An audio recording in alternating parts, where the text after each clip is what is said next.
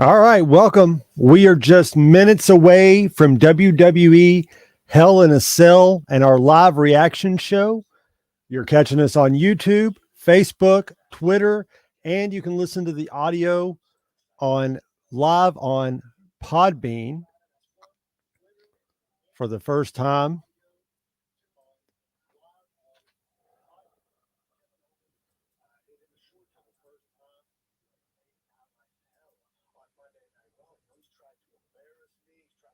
So hope everyone is having a wonderful Sunday.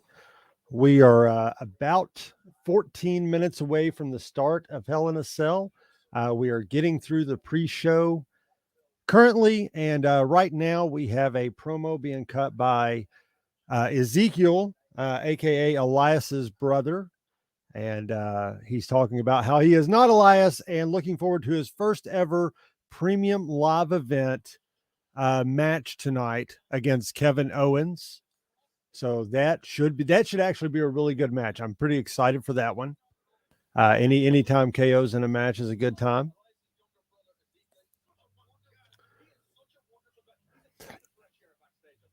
So what do y'all think about the pre-show? Yes, I do think the Fiend. I really think the Fiend is going to return tonight. How you doing, Mark? Thanks for tuning in today. I really think the Fiend's going to show up tonight. I think he's going to show up and maybe cost Cody Rhodes the match with Seth Rollins, and maybe kick off a feud. That should give them enough time to stretch out a feud for Cody Rhodes, and maybe go for a couple pay-per-views before possibly SummerSlam next year. Him getting his title shot against Roman Reigns, maybe at WrestleMania, if they can't get The Rock to go against Roman. But I think the Fiend is going to be the next stop for Cody Rhodes, and I think he returns at the end of the show tonight. We got a special prize for a couple lucky viewers. If you make it to the end of the show tonight, I got a couple of gifts. We'll tease these throughout the show, but I have two of the WWE Beast Modes. They're completely sealed. I figured Hell in a Cell, it's a good time to give a caged giveaway. So if you're in the chat right now, make sure you stay tuned. A couple people will be getting these mailed out to them. Must be in the United States. Sorry for any international viewers, but if you're not in the United States, shipping is way too much money. So for the first time, we are streaming live on Podbean, our audio format for our Voodoo. You do need one of those. Do the voodoo that you do so well, brother. Live on the podcast stream. You can catch the live stream of the reaction show. We're going to be broadcasting from there. We are also on Twitter with a live stream tonight.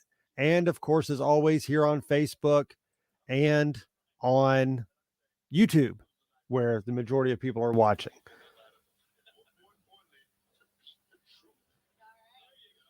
So how is everybody's Sunday? What match is everybody looking forward to the most tonight?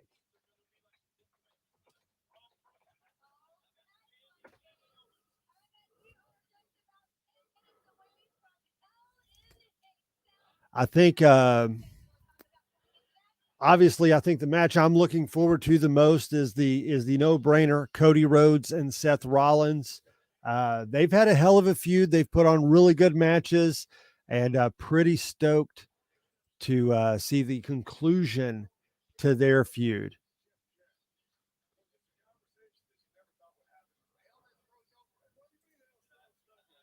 So has anyone watched the Steve Austin show with Jeff Jarrett? I was trying to tune into that a night or two ago and have not gotten a chance to see it yet.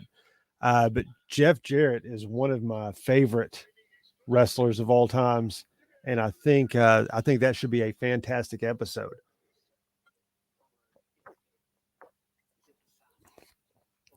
We're having a L8 Blackberry, Kentucky's own soft drink, L81. Having a nice blackberry drink for tonight.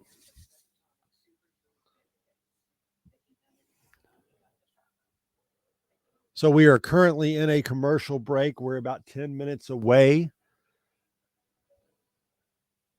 So chat's a little quiet. How is everybody's weekend going? Looks like we got 4 of us in there. Smash that like button. Please smash that like button. Get us out to more viewers. Help the show grow.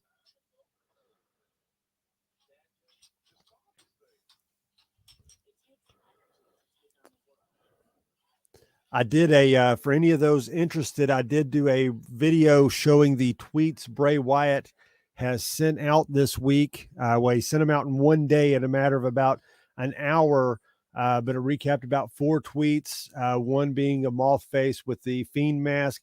The Fiend mask was kind of scribbled out, so I don't know. Good to hear, Colton. Glad you joined us on the live stream tonight. I don't know that he's going to come back as the Fiend, Mark.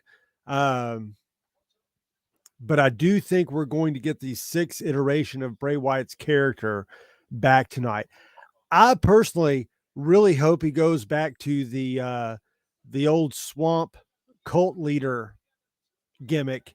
Part of the reason I wore my Hawaiian shirt with my fedora tonight is I would love to see him come out, maybe lift up the lantern one more time for another run. So we also got the Magic 8 Ball. We are going to be incorporating the Magic 8 Ball and see what the Magic 8 Ball says and how effective and correct it can be throughout the night.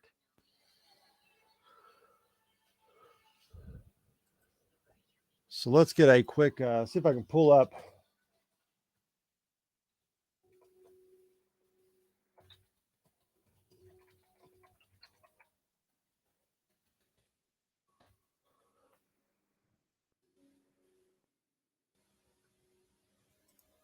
All right.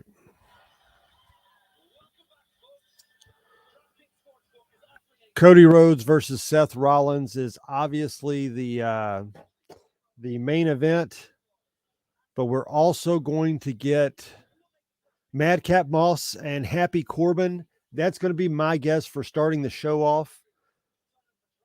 Then we're going to get Finn Balor and AJ Styles and Liv Morgan versus Judgment Day. What do you all think? Judgment Day is a pretty damn good faction so far. Edge has really come into his own in that faction, and it's been fantastic. But here's I think the bigger question for that match is are we going to get the turn tonight? Is Finn Balor going to turn on AJ tonight, or are we going to get the 4th member, maybe Tommaso Ciampa, joining the ranks of Judgment Day? That's what I would like to see. I want Tommaso to be put into that faction. He would be extremely relevant, and I think it would be the best spot for his career moving forward at the moment would be with Judgment Day, and he can kind of get intertwined to the main roster a little bit. I don't know that it does a whole lot for Finn Balor to be in Judgment Day. I don't know that I like that fit, but that's what the rumor mill, so to speak, has going on is Finn Balor joining the ranks of Judgment Day. But we'll see. Like I said, I would love to see Tommaso Ciampa come out and maybe help Judgment Day pick up the victory there. But I will go for Judgment Day is going to get the victory tonight. Madcap Moss and Happy Corbin.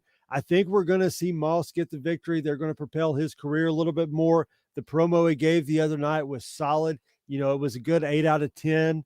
And the dude can go in the ring. So I fully expect Madcap Moss to get the dub tonight.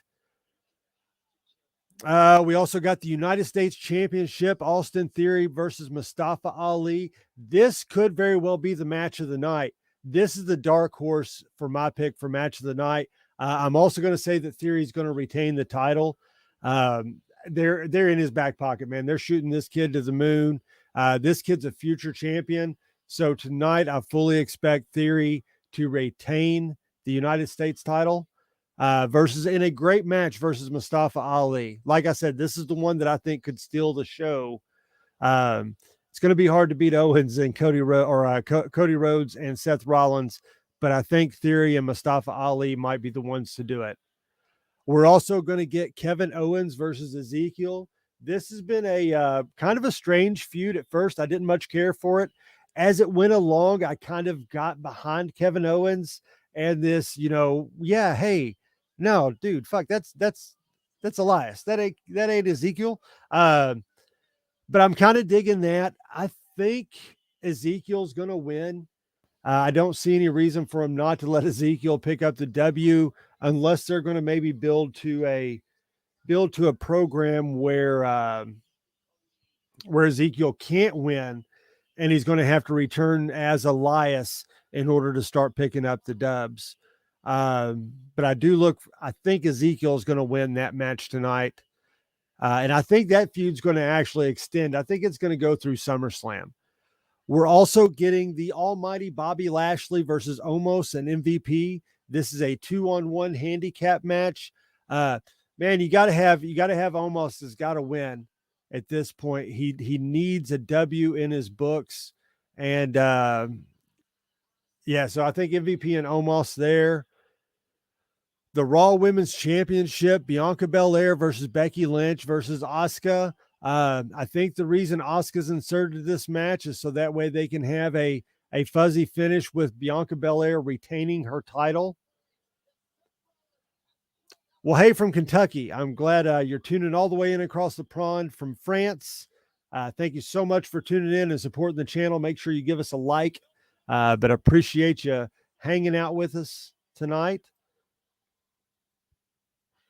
So Bianca Belair, I think, goes over and retains her women's championship. And then finally, we're going to have the main event of the evening, Cody Rhodes versus Seth Rollins. This is going to be a fantastic match, no matter how you dice it. These two have tore it up. This has been a fantastic storylines. Cody Rhodes has been phenomenal on his return here to WWE. And we can't say enough. We can't praise Cody Rhodes enough for everything he's done since returning to WWE.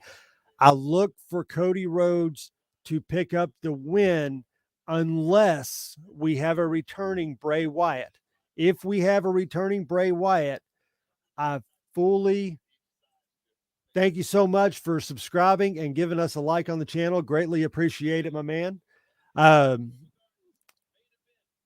Cody Rhodes is going to win unless we get a returning Bray Wyatt.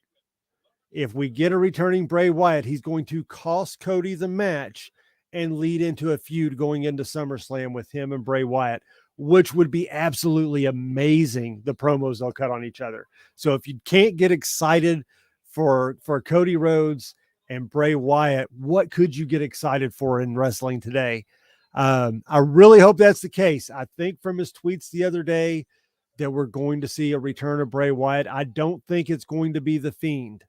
For those wanting to see The Fiend, I think we're going to get the cult leader from the swamp or a whole new character.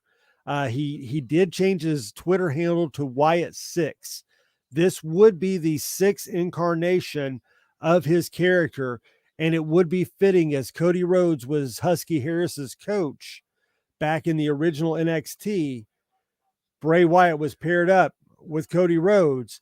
It would make sense for him to come full circle and maybe have Bray Wyatt make his return against Cody and tell a long, nice story that has been brewing for years, because he distinctly made a tweet years ago that Cody Rhodes has cocooned this fellow and unleashed the butterfly that we finally got in Bray Wyatt. So we'll see if we'll get some sort of return and everything there. So it should be a really, really good time. So what do y'all think? Who do you all got in any of the matches? Leave your comments below. Remember, at the end of this, whoever sticks around to the end of the show, end of the broadcast, we're going to have two of these WWE Unleashed mystery figures.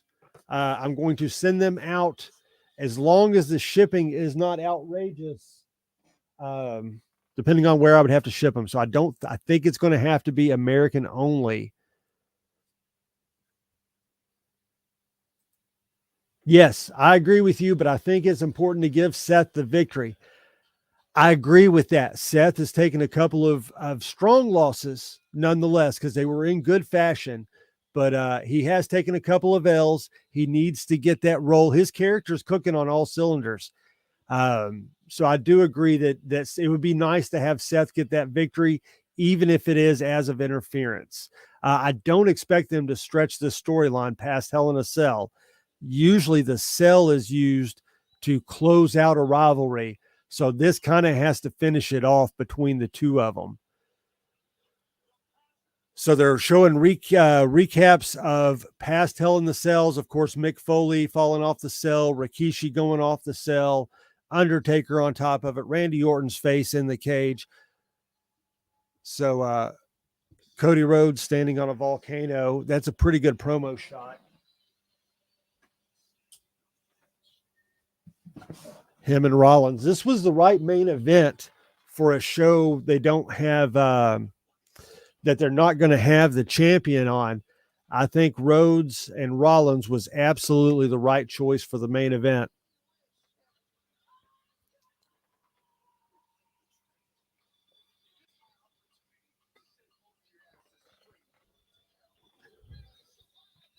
I'm really shocked. They're showing packages of Almost.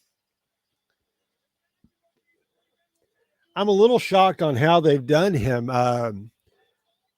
My opinion, they should have let him go over Bobby Lashley at WrestleMania and the other pay-per-view, the Backlash pay-per-view, just to make him an unstoppable giant. Bobby Lashley didn't need the win against Almost at all. So they could have definitely given Almost the wins and made him strong into what they originally had him set out to be. He's still a little green. I mean, hell, he's a lot green. He's not a little green. He's a lot green. And they really should have protected him a little more. I do like MVP with Omos. I think that's good. I don't. Do you all like the red cell? What do you all think about the red Hell in the Cell versus the traditional silver chain link fence?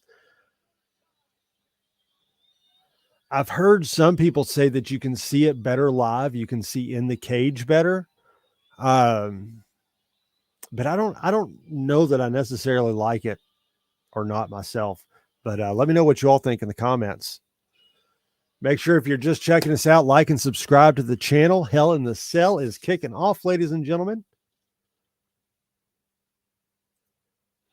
I agree. I think we are going to see the fourth member of Judgment Day tonight, and you are predicting Balor Treason. That is a fantastic pick, and I would say you're 99.9% correct on that, because that seems like the direction they're definitely going in with Finn Balor kind of revitalizing his career.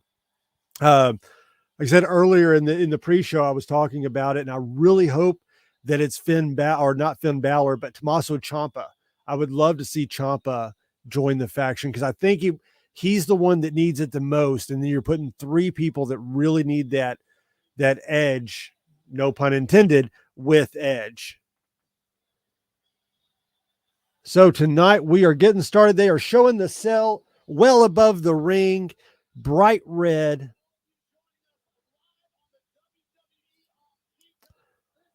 We have Byron Saxton, Corey Graves, and the bald guy. I don't remember that dude's name, but he's pretty good. They've went through so many announcers. I've not taken the time to learn, and he's been pretty consistent on Raw for a while, I think. So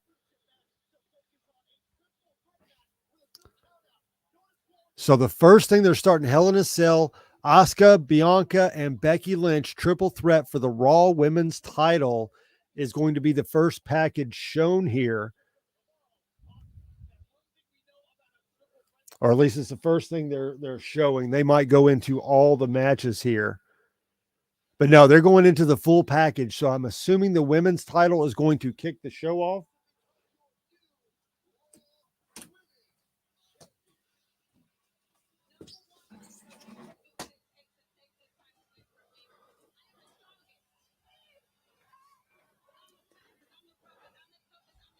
they've done Bianca Belair right.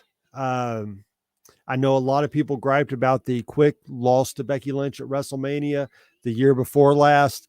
Um, they've done her right on this run. She's been fantastic. They're making her strong. She's definitely top four diva, or not diva anymore, top four women's wrestler. I think in the industry right now, I think it's her, Charlotte. Charlotte's obviously number one. Becky, Bianca, and then you got to put Asuka, even though Asuka's saddled with a bad gimmick, um, or at least with bad direction, with no direction behind her. But Asuka, pound for pound, is my favorite women's wrestler in the industry today. But Bianca Belair, like I said, definitely in the top four. And before anyone screams at me at AEW, yes, I understand Britt Baker is very, very talented, but I don't think Britt Baker is as good as any of the four I just mentioned. Uh, Take that for what it's worth. I just don't think she's as good as Becky, Bianca, Asuka, or Charlotte. And if Bayley was back, I would put Bayley in that category too. Britt Baker, in my opinion, is a solid sixth or seventh. She's in the top 10 female wrestlers, but I think she's far from number one. And none of these girls hold a candle to Charlotte Flair. In all honesty, Charlotte Flair is clearly the best women's wrestler in the industry today and possibly at ever. And go ahead and hit me up in the chat if you disagree or you agree with that comment. So we are going to ask the Magic 8 Ball, since we have our first match of the evening is the triple threat for the Raw Women's Championship. We're going to ask the 8 Ball, Magic 8 Ball, is the Raw Women's title going to change hands tonight?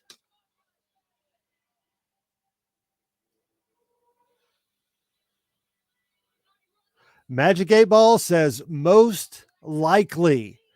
The Magic 8 Ball is predicting that Bianca Belair will lose her title at Hell in a Cell.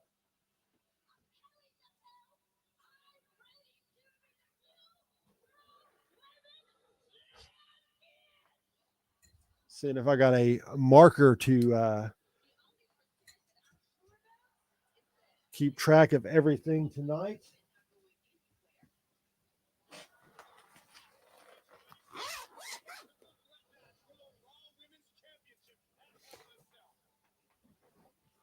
Rayan believes that Charlotte is one of the best. Absolutely, brother. She is solid in the ring. She's actually, I think she could compete with most of the men in the industry. Pound for pound, she's one of the best talents on the roster. And she's actually one that I think WWE has to protect the most out of everybody they could eventually lose to AEW. Charlotte's the one that I think would be the most dangerous for them to actually lose. So we start out, Big Time Bex is on her way to the ring. Again, Magic 8 Ball is predicting that Bianca Belair will lose her title tonight at Hell in the Cell.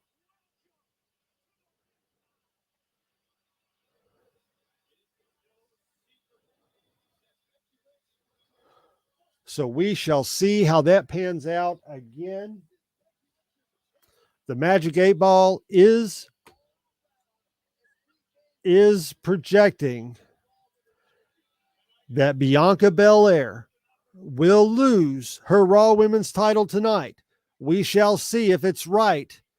Does she lose it to Asuka or Big Time Bex, Becky Lynch? We shall see.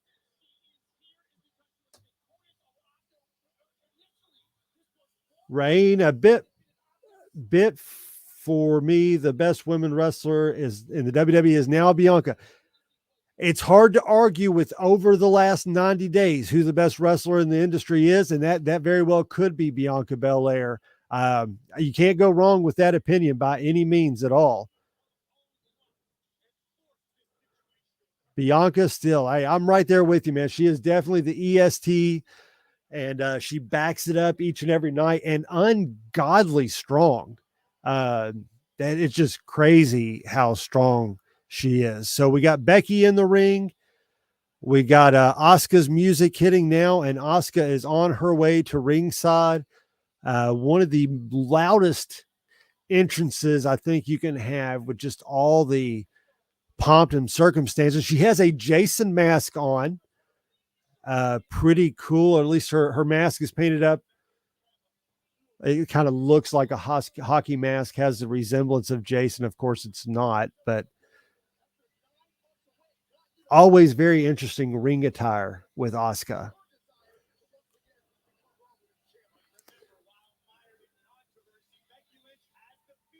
Becky Lynch, of course, she's still got the 80s David Bowie Labyrinth vibe going on. Asuka coming out like a Hell in a Cell, so I guess she's coming in with kind of a Jason Voorhees look to it. Very good, living the style of Becky tonight. Yeah, it looks like she's a little pissed off. So we'll see how this goes. But yeah, definitely got her full 80s Labyrinth David Bowie vibe going on.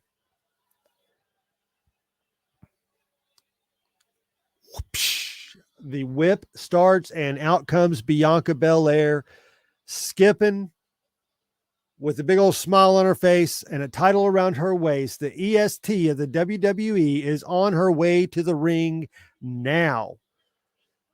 I tell you what, that is one move I would not want to take in professional wrestling, is the being hit with that girl's hair. I mean, that braid, when Becky Lynch took it, she had the 3 marks, and one of them had legit blood coming out of it from being hit with that braid of hair. Uh, I think out of all the moves in professional wrestling right now, that's the one I don't want to take, is Bianca Belair's hair whip. Uh, the sound is awful, and it just looks like it has to freaking hurt bad.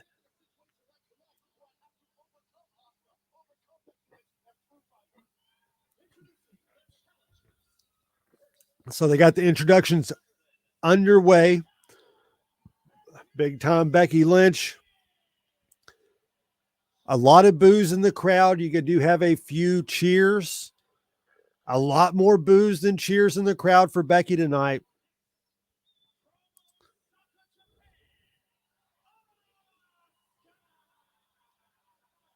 Asuka mainly cheers, but not near the reaction that Becky got.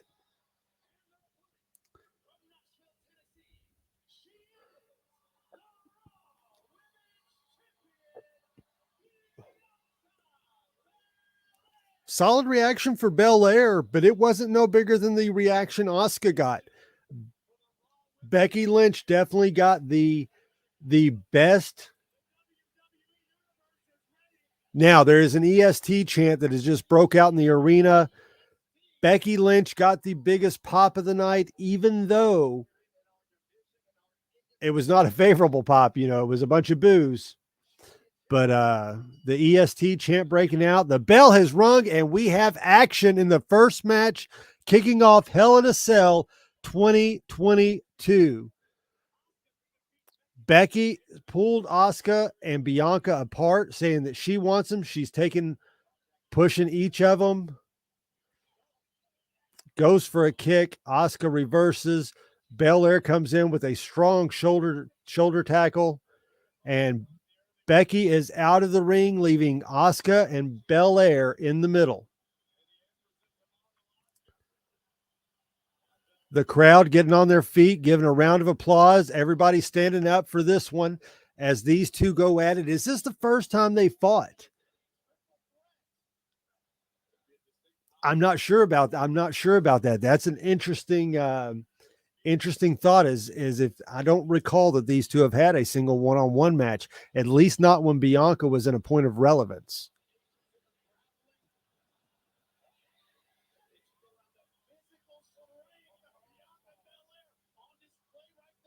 Asuka can't take Bianca off her feet. Oh, she's got her with the clothesline. Bianca is down. Asuka's back on her feet now. Oh, goes off the ropes, and Becky grabs Asuka's ankle, pulling her out to the ring. Becky's going to get in the ring, so we're going to have a switch off. Big Time Bex versus the EST of the WWE. Big Time Bex up to the top rope to come in. Bianca nails her with the left hand. Bianca gorilla presses her off the top rope into the center of the ring, goes for a cover. 1, 2, and a near fall to start out the match between the two.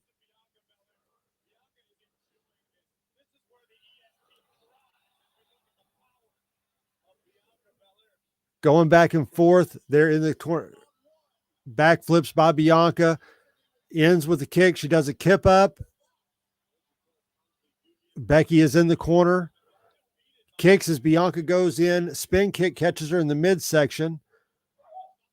Asuka comes off the back of Bianca Belair and nails Becky with a clothesline, grabbing her for a running bulldog, and clotheslines Bianca Belair at the same time while delivering the bulldog to Asuka.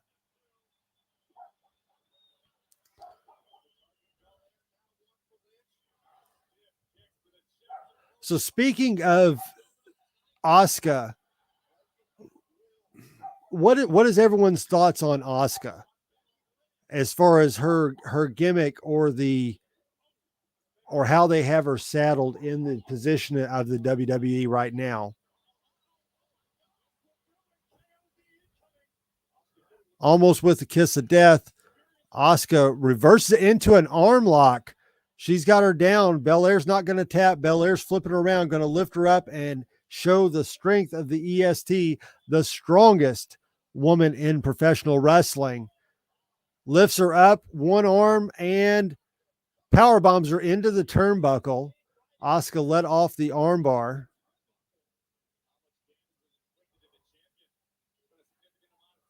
Kick to the midsection as Asuka hobbles up to the top rope. Becky gets Asuka from behind, which is also the same part of the head that got the turnbuckle bomb. Flips her off the top turnbuckle onto Belair, who is still on the mat, goes for the pin, gets a 2 count only, goes to pin Asuka, also gets another 2 count.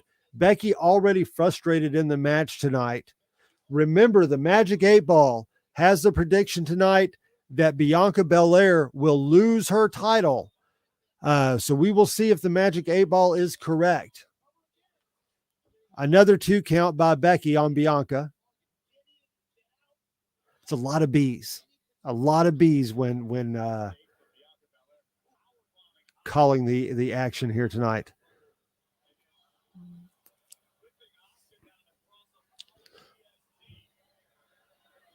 So the crowd is really booing Becky Lynch kicking Bianca Belair, looks up at the crowd and says, "Boo that," as she continues to put boots into her midsection. Definitely the best reaction of the match is Becky Lynch, even though it's to the jeers of the crowd.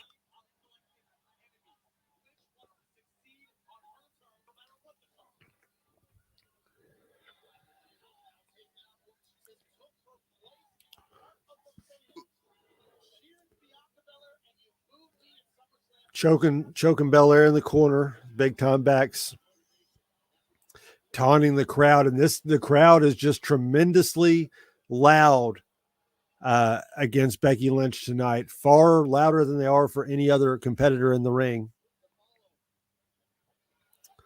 Overall, the match is a little slow so far, but that's what you get when you have a triple threat match. I understand they're probably wanting to build up for a one-on-one match between Becky and Belair for SummerSlam.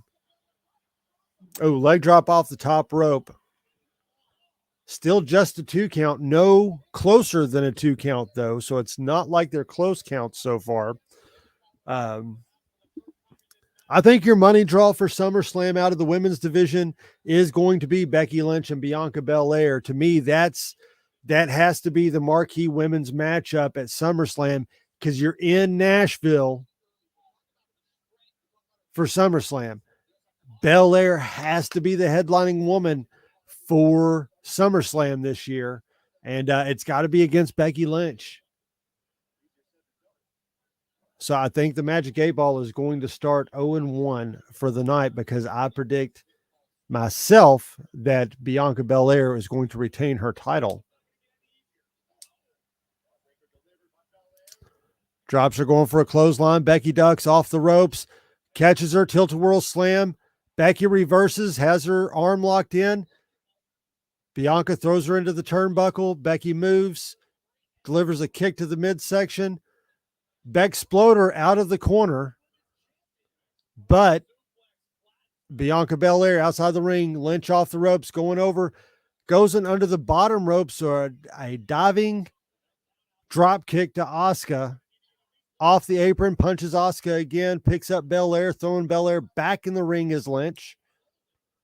Lynch going back up to the top rope. This is 3 or 4 times off the top rope for Belair, or Becky tonight, and another leg drop off the top rope. Going for a pin. Asuka ain't having it and breaks it up before the referee gets to 1.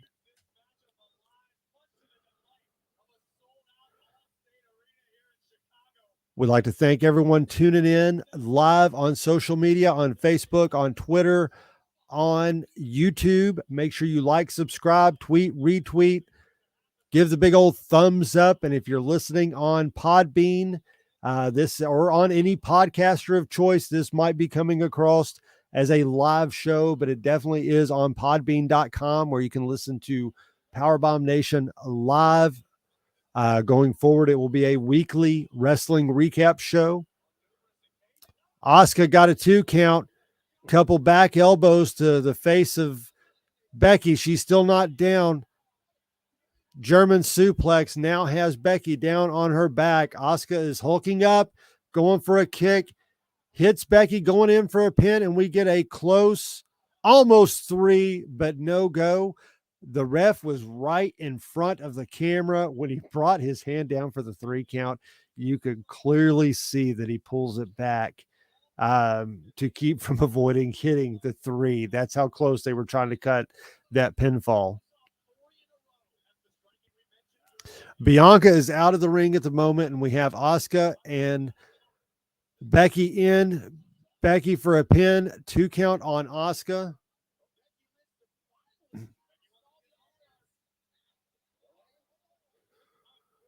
What do y'all think about this match so far, chat? Let us know in the comments. Bianca Belair has the DDT. She got locked in. Suplex, doing the march. Back with the back suplex. She's going for Asuka. Kicks Asuka in the face. Kipping up.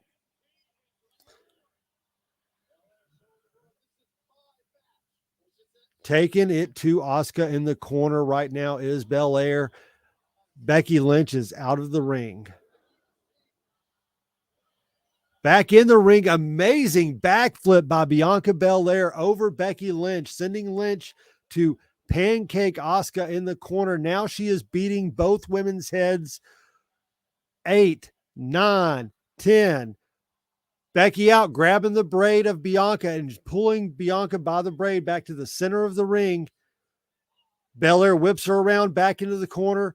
Spine buster, throwing Becky down.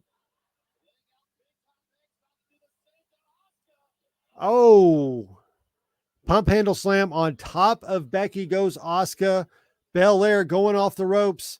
Springboard, backflip, moonsault, pinning both women. Oh, kick out at 2. So close. That would have been a fantastic finish. Would have been awesome to have her pin both women right there and solidify herself in a strong performance. But that didn't happen. Missed opportunity by the WWE right there to end that match.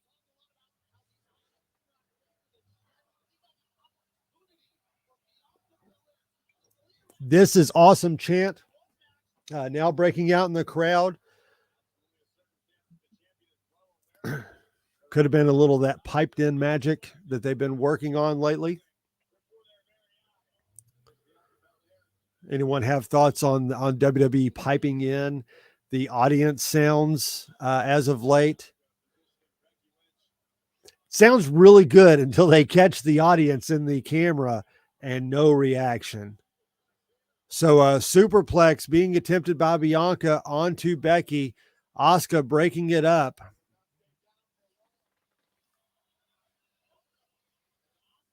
Going for a power bomb, and Bianca Belair is going for a suplex. So Asuka kicked off. Big old mess in the corner. I really wish this had been a one-on-one match and not a triple threat.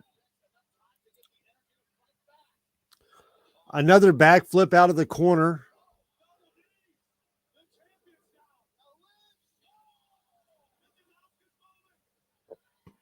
Two code breakers in a row from Asuka. One to Becky and one to Bianca. They're both down. Asuka's in the corner, hulking up again.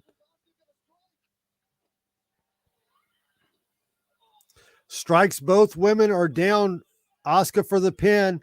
2 count. Goes over to Belair to pin Belair. 1, 2. No 3. Another kick out. Asuka has the ankle lock on Becky Lynch. Becky's probably too close. Nope, she's in the center of the ring. Belair is up, though, and kicks. Oh, Asuka, double ankle lock. Has a double ankle lock on both women in the middle of the ring. Asuka, 2 ankles, 1 lock. 2 ladies in trouble as they try to work together to get to the bottom rope. They do so spinning, sending Asuka sloppily out and under the bottom rope. Becky selling that left leg injury from rolling around with Asuka there. Belair selling her right leg. They both kick each other and again selling their leg injuries. Oh, Belair goes for the hair whip, misses. Small package on Becky. 2 count only. Becky has her in the disarmor. Can she get her arm fully locked in, which she's having trouble extending the elbow? Belair has stopped her. The arm is extended, but Bianca Belair up on her knees at the moment. Becky can't get it locked in. She can't overpower Belair at the moment.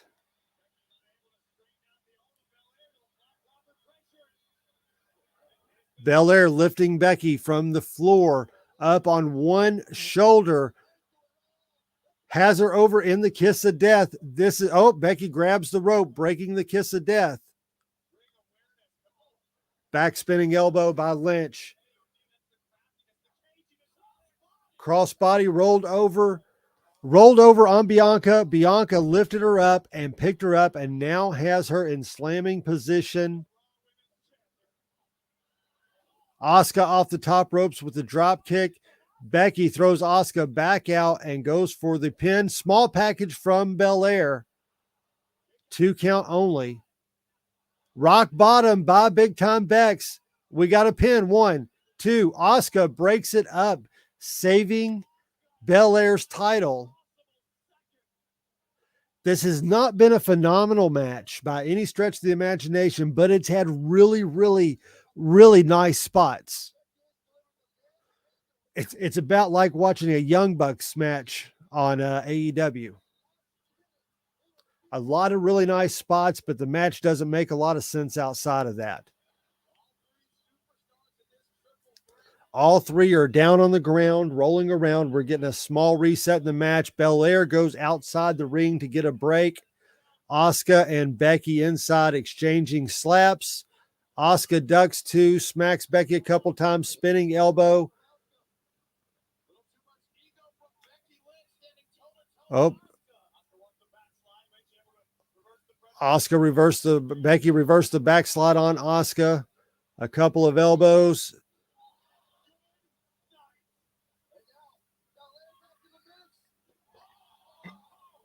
No, Belair kicked right in the face by Asuka. Becky throwing Asuka out of the ring again. She's going for a cover on Belair. No go. Asuka saved Belair's title again.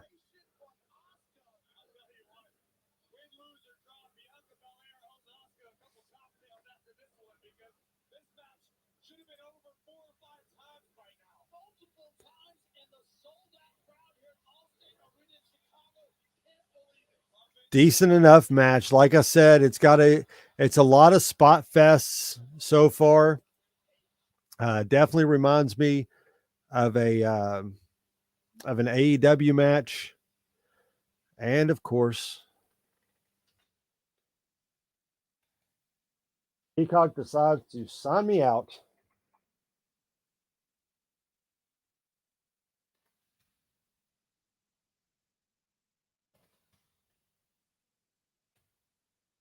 Let's get signed back in.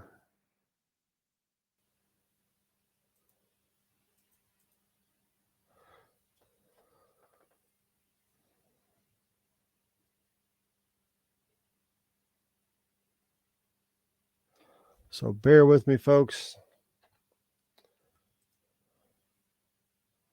All right, signing back into Peacock.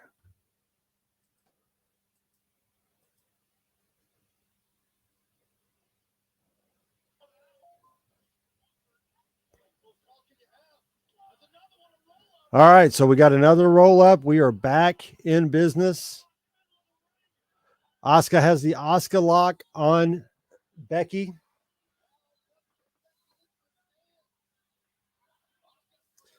Becky's about to tap out. Gets back up to her feet, though. Pushes back, rolls over. Asuka still has the Asuka lock locked in. Fully locked in now. It's going to be up to Belair to come in and save her own title.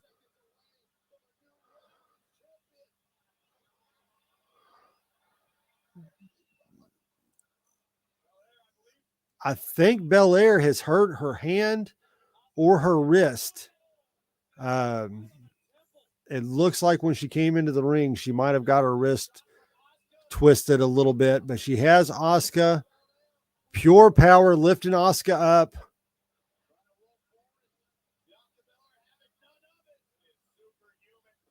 Oh, front face bomb right to Asuka, going for the kiss of death. Becky throws Bianca out of the ring, grabs Asuka, going for a rock bottom.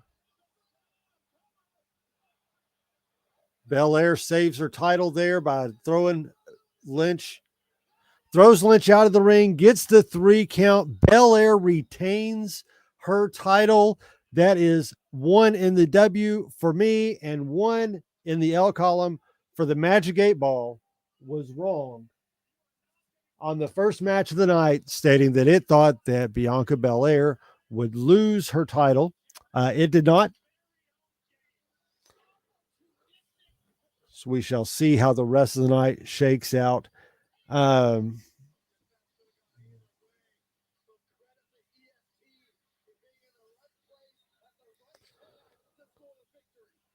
Not a good match. Like I said, not a good match. I will give it a C plus because it had some really nice spots in it, but not a very good match at all. Had some great spots in it, but that's about it. Belair won, which is the right thing to do. Now, what WWE needs to do moving forward is let's take Bianca Belair, who's one of the hottest women's title holders in the industry today, one of the hottest women wrestler. She has the hot hand. Let's put her against the heel Becky Lynch that got the biggest reaction out of the crowd tonight, was the booing of Becky Lynch, and give them a one-on-one match at SummerSlam to squash this feud. We need to have the one-on-one at SummerSlam, Bianca Belair and Becky Lynch.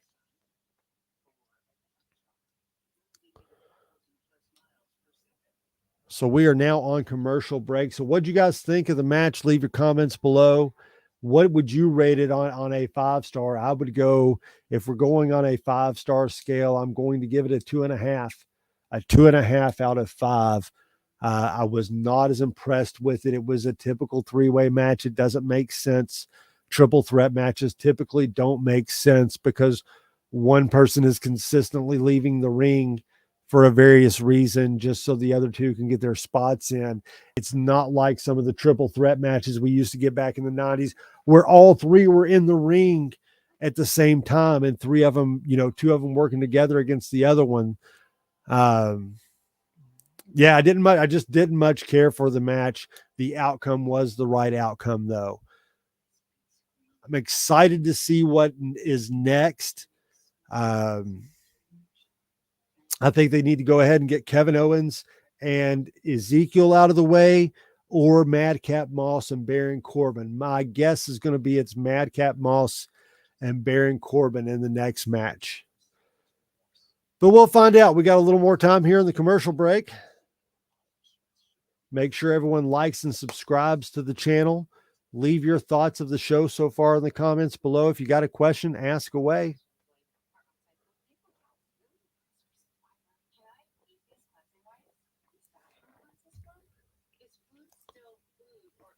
Got a blackberry L8 drinking on tonight. It's pretty good. I will highly recommend. A blackberry L8 tastes fantastic.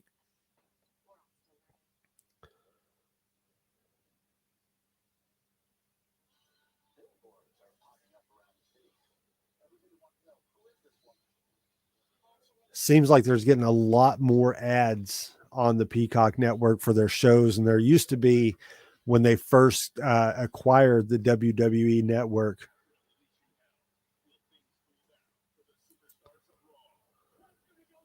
Which is all fine and dandy. We got a advertisement for Raw tomorrow night, live on USA. Hell in a Cell, Chicago, Illinois.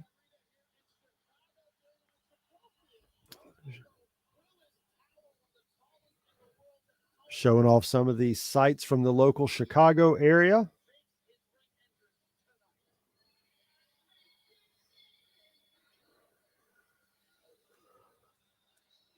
In the back, we're getting a Omos and MVP. MVP talking to Omos, getting him pumped up for the match tonight. Cedric Alexander comes over.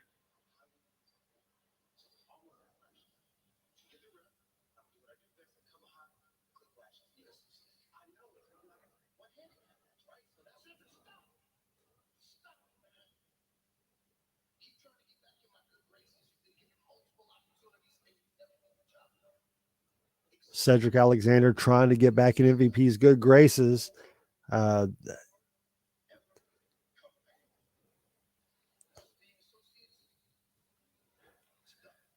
telling him it's completely over, which kind of sucks. I mean, I think they should. I don't know. Omos with the deep voice telling Cedric Alexander it's time for him to go. As they consult in the back, we're sent back out and we're going to get the package leading up to Bobby Lashley and Omos and MVP in a 2-on-1 handicap match. There did seem to be some confusion with this match. It seemed like originally it was going to be billed that it was in a Hell in the Cell, and it seems like they retracted that later on.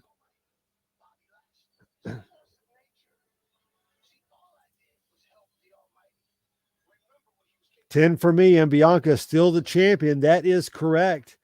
The right winner, definitely the right winner in the women's match. So hopefully they set it up. Becky and Bianca one-on-one at SummerSlam in Tennessee, and it would be very, very fitting.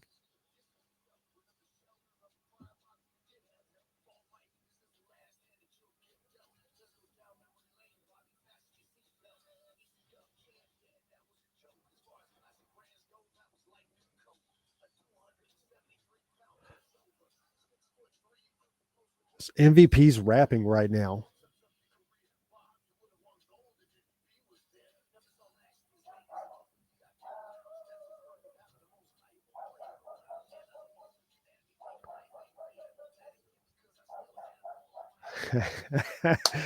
Oh, MVP laying it out, spitting some mad rhymes as MVP, dissing on Bobby Lashley.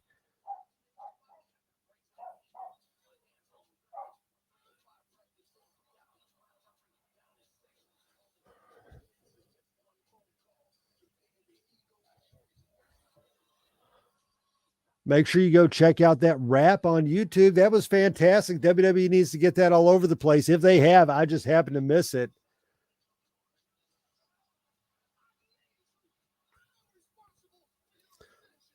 So after seeing this promo, I have to say, my opinion, Omos and MVP have to win this after seeing that promo. And Omos is out first. The Nigerian giant is making his way to the ramp. Hell of a build up to the match with that little promo there. I love the MVP freestyle going on. 2-on-1 handicap match. MVP and Omos coming out to Omos's theme. Man, Omos is a huge man. He's massive. So let's get this out of the way real quick. Magic 8-Ball. Will Bobby Lashley be able to defeat Omos in MVP?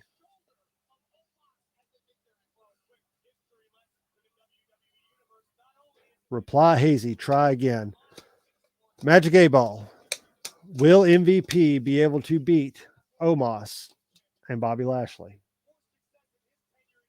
Without a doubt. So the Magic 8-Ball is picking Bobby Lashley to win.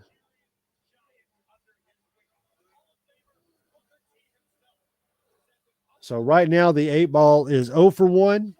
In my opinion, it's going to go 0 for 2 as we are getting the almighty Bobby Lashley is on his way to the ring right now.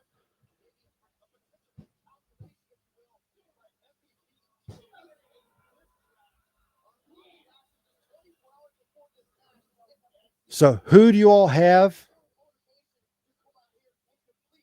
Yes, MVP rapping. And yes, it was so cool. I got to MVP and Omos for the win. I totally agree there.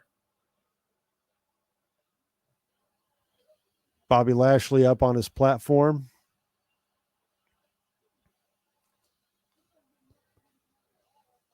Got the blue lighting going on behind him.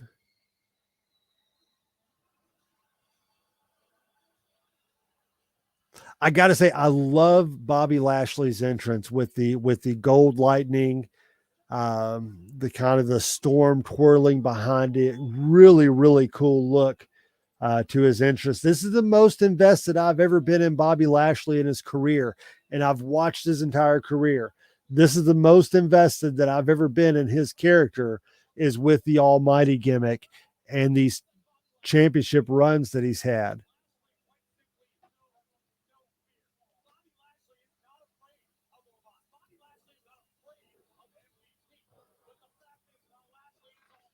So yeah, make sure you go check out MVP's rap if you've not seen it. It is definitely worth listening to. I wonder if we can get it downloaded on Spotify or iTunes or something of that nature. Maybe as a ringtone. That'd make a fantastic ringtone, right?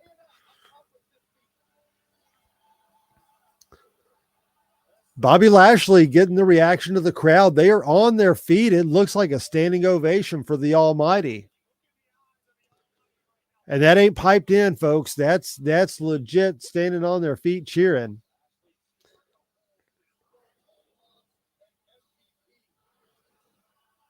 Who do y'all got? Put in the chat before the match starts. Who do y'all got? So they're going to start with MVP versus Bobby Lashley to kick off the match.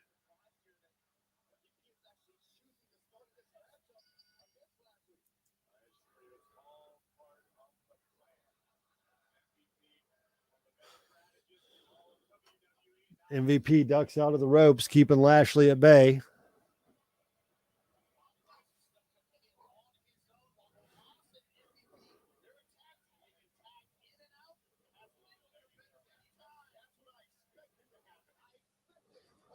Omos is now entering the ring slowly over the top rope.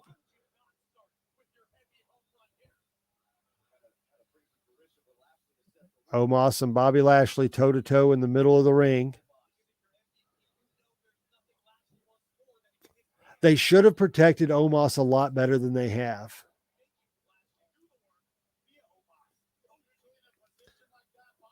Lashley bounces off with his clothesline. Hard to get the man down. Omos is huge. But I wish they would have protected him better and made him, 3 or 4 moves for now. That's all the man needs. When you're booking somebody like Omos, he's a giant. He's a colossus. Treat him like one. They did a really good job building it up, but he's had 2 losses to Bobby Lashley. Now, the one in the cage is acceptable because he throws Lashley through the cage. That's an acceptable win for Bobby Lashley. The one that was unacceptable was the win at WrestleMania. That should have been Omos's win, but it wasn't. And here we are with their 3rd match. Omos down 0-2, and Omos calling for a test of strength against the Almighty.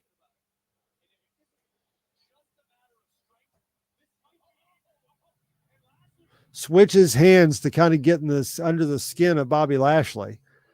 Lashley off the ropes, almost on the ropes. He goes and turns his.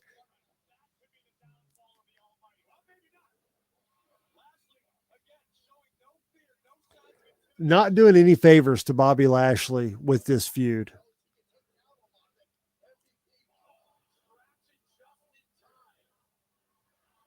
I think this needs to be over quick.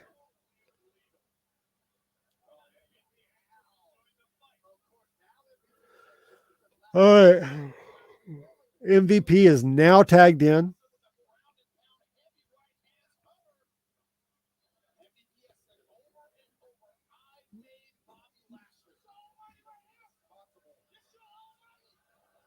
MVP taunting the crowd, hearing the crowd boo.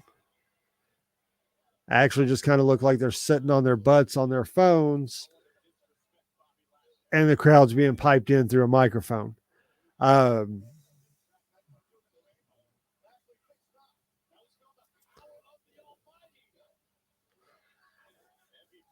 Yeah, not a great start to the match. Another tag in. We got Omos coming back in. Oh, Lashley with a drop kick to his shin, taking Omos down one knee. He now has him down on the floor. The Almighty has the Nigerian Giant down.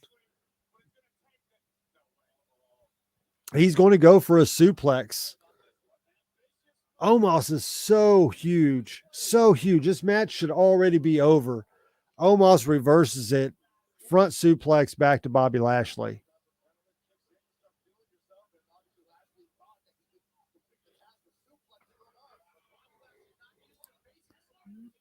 Picks him up for a power slam. Going towards the corner. Snake Eyes in the corner, goes in for a big clothesline. Now, there's a good combination that the big man can pull off.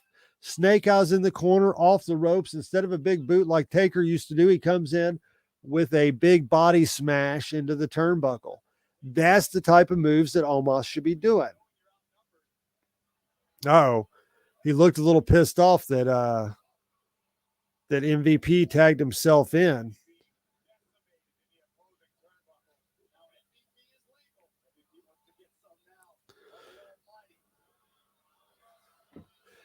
They really could build MVP. Ooh, MVP with a big hell of a kick over the top rope. One hell of a kick, that is for sure. MVP still got it. He can still go for someone his age and, and not being in the ring as much as we see everyone else. But I definitely like MVP as a manager. Oh, and a big train just derails the Almighty through the barricade, gets back in the ring. They're going to go for the count out. Refs at 3.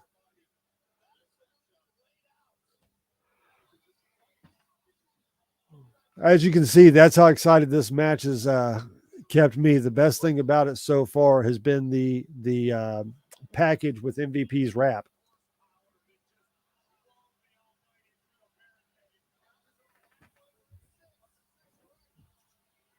We're up to 7 on the count. 9. Oh, and Lashley is in right before the ref gets back to 10. Tags in MVP, almost back out to the apron.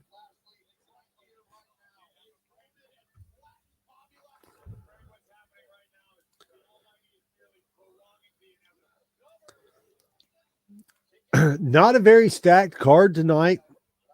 I don't think we're going to go past 11 for sure. Still to come, we got, of course, Seth Rollins and Cody Rhodes in the Hell in the Cell. We got Owens and Ezekiel, Theory and Ali, Madcap Moss and Happy Corbin, the Judgment Day versus Finn Balor and AJ Styles, the Club.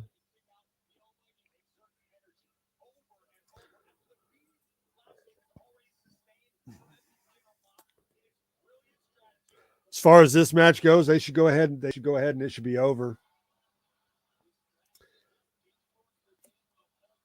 They should have had Omos come out and just destroy Lashley, in my opinion, if they want to get any form of fire back and under Omos to build him as the giant that he is. He should have came out and just decimated Bobby Lashley. Bobby Lashley with the cover gets a 1 count before Omos comes in and breaks it up.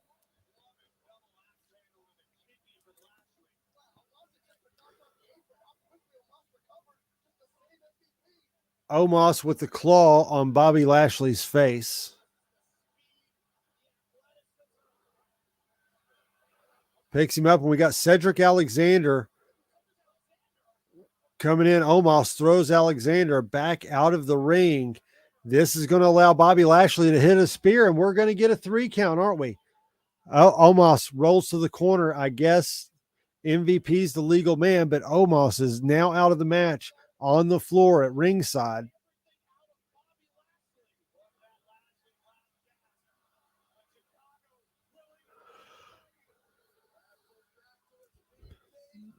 The crowd is firmly behind the Almighty. Has MVP in the hurt lock. Middle of the ring. This one is going to be over. MVP is going to tap out, and it is over. Bobby Lashley wins the 3rd matchup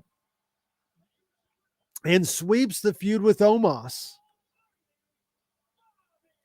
Maybe they realize that they don't have much in Omos. Maybe they're looking at Omos as, hey, we tried.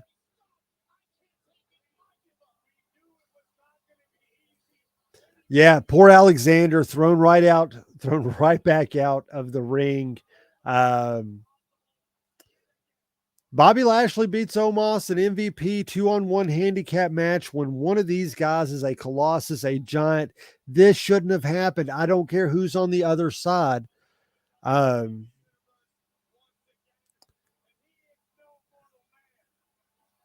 and MVP should have won that match. I don't know. You can't continue this surprise. So the Magic 8 Ball got it right and predicted Bobby Lashley winning. So right now, the Magic 8 Ball is shooting 50-50, folks. I agree. It was a surprise. And yeah, but okay. You know, it is what it is. Let's see what they do with Omos moving forward. Maybe since they can discontinue this, maybe put him back down, take him to NXT and let him work NXT. There's a lot of guys down there. He would be a great fit. You could immediately put him in the title scene. I'd wait for Braun Breaker to lose the title before I put him in that scene, because you don't want him to go to NXT and just lose. I don't know. I don't know where Omos got from here. I don't know that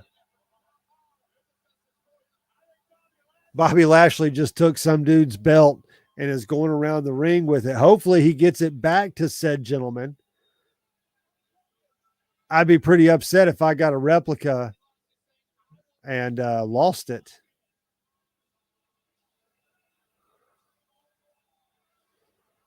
But if I'm that dude, I'm like, hey, Bobby Lashley held this belt up above his head. How cool's that? Best moment of the match, before and after the MVP rap, and then Bobby Lashley grabbing some poor dude's title out of the audience and carrying it around ringside, giving an undetermined value to said replica belt that has now been held by a former WWE champion. So lucky fan. The fan is the winner of the night out of that match.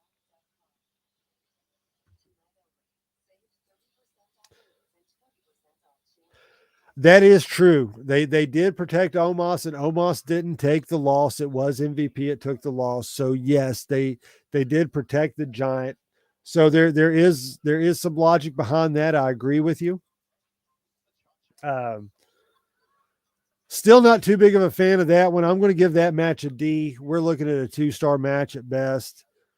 Um, I wasn't, but honestly, I wasn't that excited for that match coming into it. So maybe I'm a bit jaded. I wanted Omos to be so much more than he has been.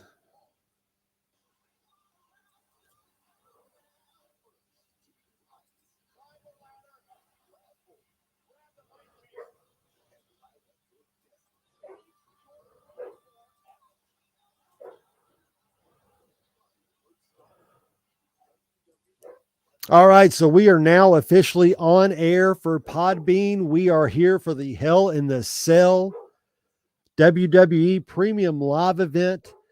We are 2 matches into the program, ladies and gentlemen. We have seen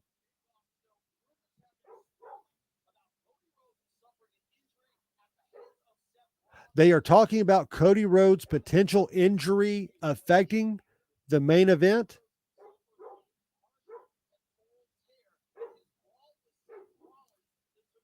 A partial pectoral tear, and he tore the rest of it. Okay, so Cody Rhodes has a fully torn pectoral muscle and will still compete in the main event tonight. That is breaking news coming from the desk at Hell in a Cell. Is Cody is still in the main event tonight, even with a fully torn pectoral muscle. Yeah, it does look like this injury is legit and not storyline. It wouldn't do a lot to advance the storyline. So Cody Rhodes is coming into the match and he is injured. But again, if you're just joining us on Podbean and listening to the audio version of this, we got KO versus Ezekiel coming up now. Kevin Owens on his way to the ring. We've seen Bianca Belair retain her title, and we just seen the almighty Bobby Lashley defeat Omos and MVP in a 2-on-1 handicap match to become victorious, leading into our third match, which is Kevin Owens versus Elias's younger brother, Ezekiel. Again, Kevin Owens on his way to ringside right now.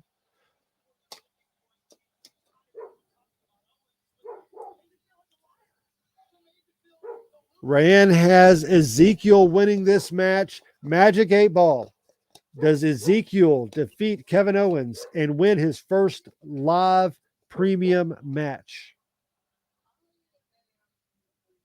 As I see it, yes. So the Magic 8 Ball is right there with you and predicting Ezekiel. I'm going to go with that as well. I think this is one that Ezekiel has to win. Maybe keep this feud going through SummerSlam.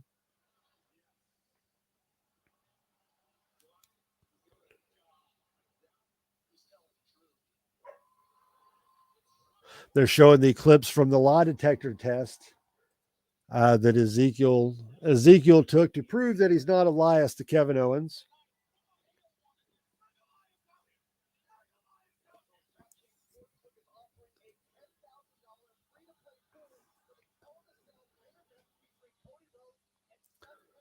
So we're still waiting for Ezekiel to make it to the ring. Right now, Kevin Owens is waiting in the ring. If you're just joining us, make sure you smash that like button. Leave some comments in below. Who do you think is going to win this match? The majority of the chat in so far has been Ezekiel is going to win. The Magic 8 Ball has predicted Ezekiel is going to win, and Ezekiel is on his way to the ring, folks.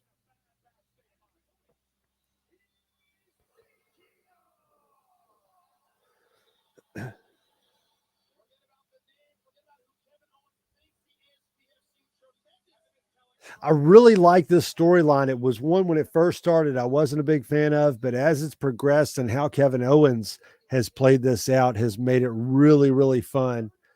Um,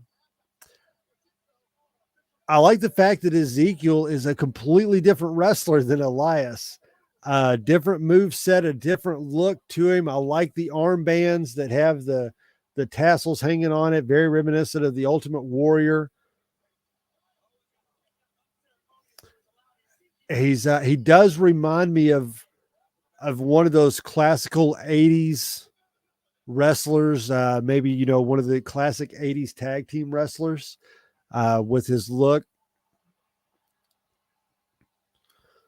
So I'm pretty excited. This should be a really good match. Kevin can go with anybody, and of course, Ezekiel's strong as death. So Ray says, I love this storyline between this two. It is so funny. Yes, it has been hilarious. Again, Kevin Owens brings stories so much to life. Just as you're saying, KO was so good. Kevin Owens does such a great job bringing a story to life. And I think that's one of the best things that he has going for him. He's one of the best in the industry at actually telling a story.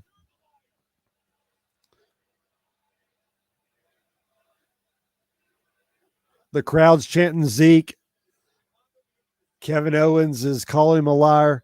Oh, jumping knee nails Kevin Owens down. Zeke's going up to the top rope right now. Flying elbow drop. 1, 2, almost a 3 count.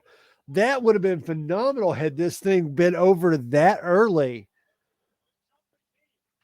Great elbow off the top rope by Zeke, though. I got to admit, flying high and looking damn good while doing it. So, yeah, this has been the storyline that's kind of grown on me over the last few weeks. Just the absurdity of it has made it so good.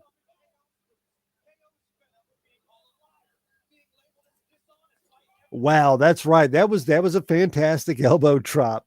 And I was kind of hoping that we would have got the pin.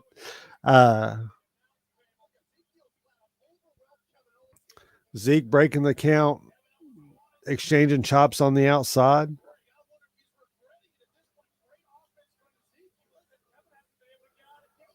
Ezekiel looks like the Texas tornado if he was from Pennsylvania.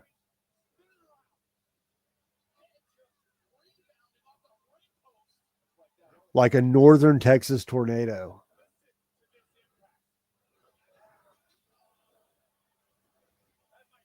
So again, we're getting to a looks like we're up to a 6 or a 7 on the count out. Back in the ring, action picking back up. KO with the DDT. 2 count. 2 count, 2 count, 2 count. That's all you're getting, KO. Oh, Zeke is busted open above his left eye. There looks to be a cut, probably where he hit the ring post a few moments ago. So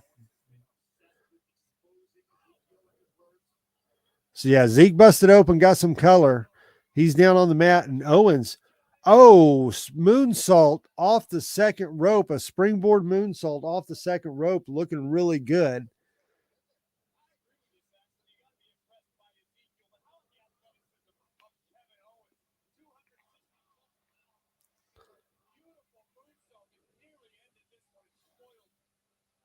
Busted open above that left eye is Zeke.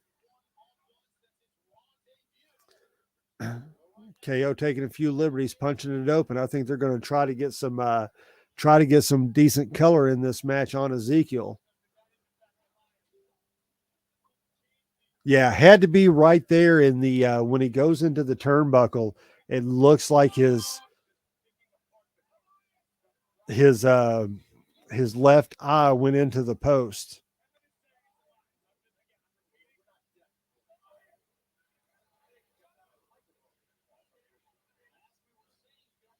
If you're just joining us, Bianca Belair retains her title. The almighty Bobby Lashley defeats Omos and MVP.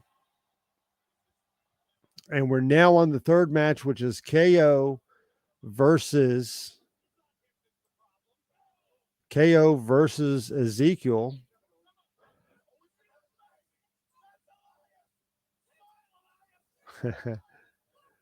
Kevin Owens telling Ezekiel to smile, Elias, as he taunts the crowd there.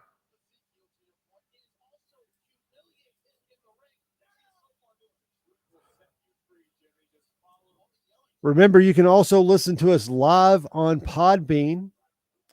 If you're looking for just an audio version of the show while you're driving, make sure you check out our podcast. You can find that on podbean.com or wherever you download your podcast from, the PowerBomb Nation podcast. We're going to be going live in an audio format with all the pay-per-views moving forward and a weekly wrestling show recapping the week's events. Both men down in the middle of the ring. Hard hit to the turnbuckle Owens takes.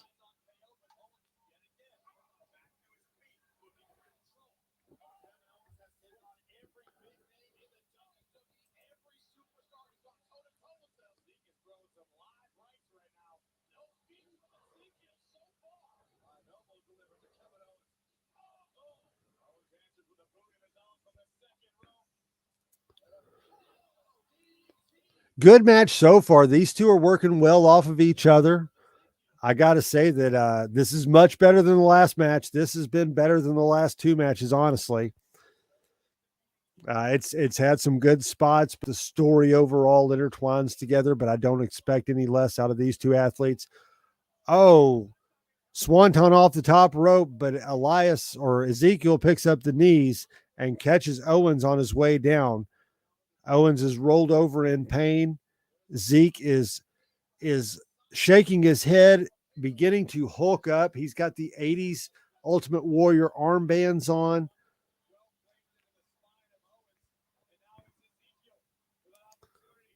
Ezekiel got a little bit of blood above that left eye, blocks a punch from Owens, kick to the midsection, knee to the face.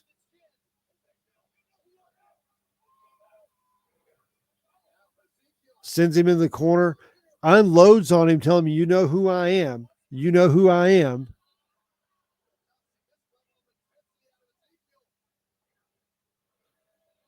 Kevin Owens reverses the Irish whip. Ezekiel in the corner. Oh, hits him with a bit of a frog donkey kick leg drop or donkey kick drop kick.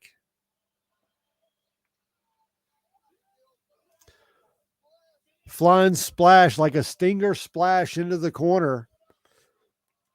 Follows it up with a second. Ezekiel calling for one more.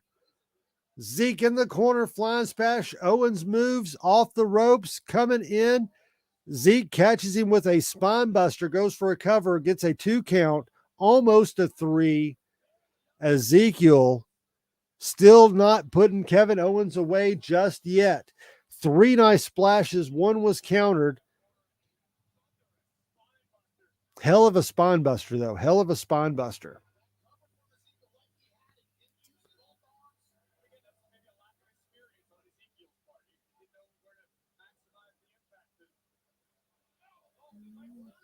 Owens going for the stunner and blocked.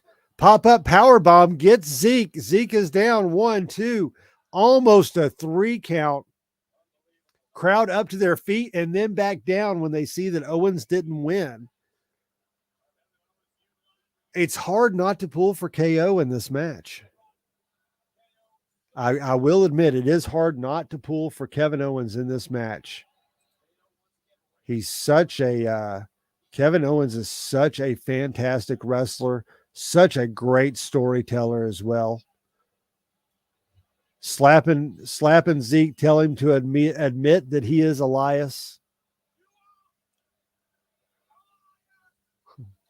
Oh, Ezekiel with a big slap. Going for the stunner, reverses it, rolls him up, 2 count only. Flying knee lands, and Zeke's going up to the top rope again, where we're going to see another diving elbow. Oh, Kevin Owens blocks it. Zeke is down. Crotch hit. Oh, super kick. 2 super kicks.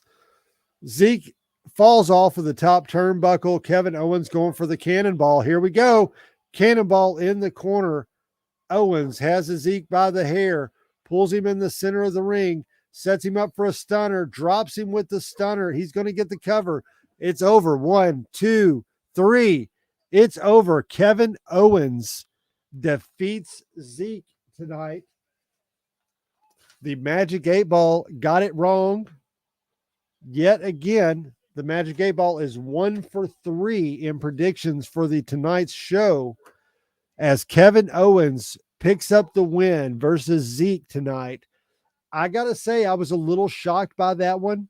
I thought for sure that this would be Zeke's to lose, and maybe they continue the storyline. They're probably still going to continue the storyline because it's one of the more entertaining angles on Raw. But a little shocked that KO got the win tonight, but hey, more power to it. I love Kevin Owens, and I'm okay with that win. Fantastic match. A lot of really good spots. A good wrestling match between 2 really good workers. That's what's important. These 2 guys both of them can really work.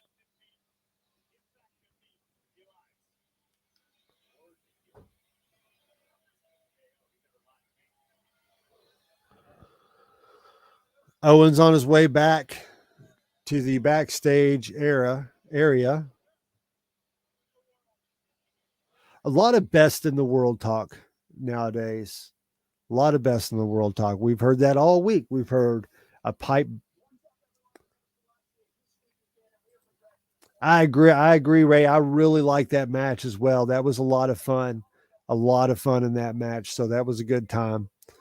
A lot of best in the world talk lately. You know, we had the MJF promo the other night, Wednesday on Dynamite, which was absolutely amazing. If you all have not seen the reaction video, please go and watch that. What'd you all think about MJF's pipe bomb? I thought MJF's pipe bomb was one of the best wrestling segments I've seen in a long time. It was really good, and I'm very excited to see where it's going to lead on AEW television. Um, so we heard MJF talk about being the best in the world. We heard CM Punk mention it the other night, and then we have Kevin Owens saying he's the best in the world as he's going backstage to the camera. So a lot of best in the world talk. Kevin Owens, of course, picking up the victory tonight over Zeke. Oh, Ray, man, you have to go check it out. You can look it up. You can see the whole pipe bomb promo on my YouTube page. I've done a reaction to it, but I didn't talk a lot over the promo, so you'll get the whole feel for it and see the pipe bomb in its entirety. Pound for pound, it's one of the best pipe bombs. I mean, it's got to rival CM Punk's original pipe bomb. I don't know that it beats CM Punk's original pipe bomb, but it was pretty damn good. Uh, I really liked it. I'm a huge fan of MJF. And with that speech, I think he solidified himself as the top 2, second or third best performer in the industry today. And I mean, I'm putting him there. It's got to be like him and Roman Reigns are the 2 hottest professional wrestlers out there. So yeah, definitely go check that out. Make sure you drop a like on that video as well, Ray. It was a lot of fun to do. It was even funner to watch. That was one of the greatest things about it, is you just don't see shit like that every day now. And it was really, really good. So I hope you enjoy that that video we put out. And more importantly, I hope you enjoy MJF's pipe bomb.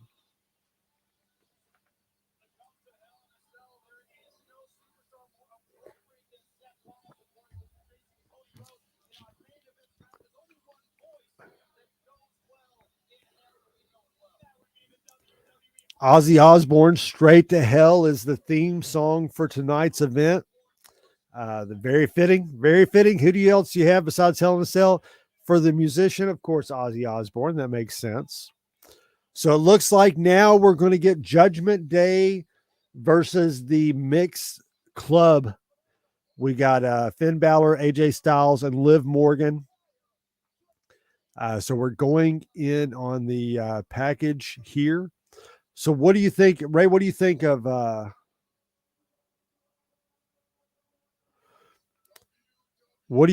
Judgment Day so far?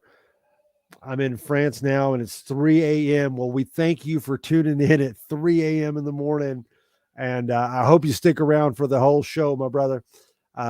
It should be a lot of fun. We got some really good matches, and again, the most important match coming up is going to be Cody Rhodes versus Seth Rollins, which is why we're here for, is to see Cody Rhodes. I can't believe how big of a mark I've become for Cody Rhodes since his return to WWE.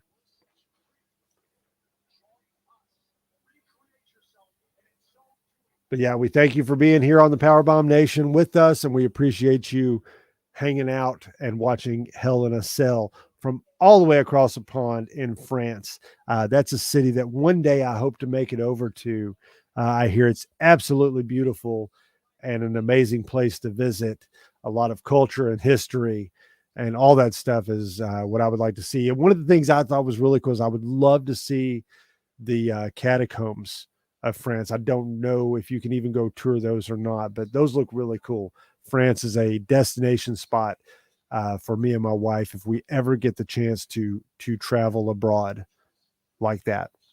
You know, the whole romantic thing, kissing it under the Eiffel Tower jazz. Oh, so you're from Paris. So that's the main part of France. Obviously, if we ever got to make it over there, that's where we would want to go, is Paris.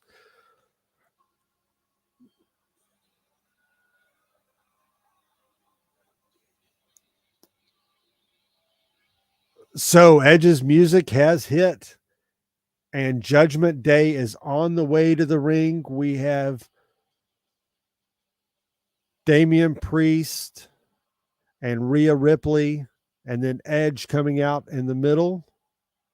Love the music, love the look. This is what the House of Black should look like. This is how the House of Black should be. But the House of Black failed, and Edge has done what Malachi set out to do and has done it very, very well.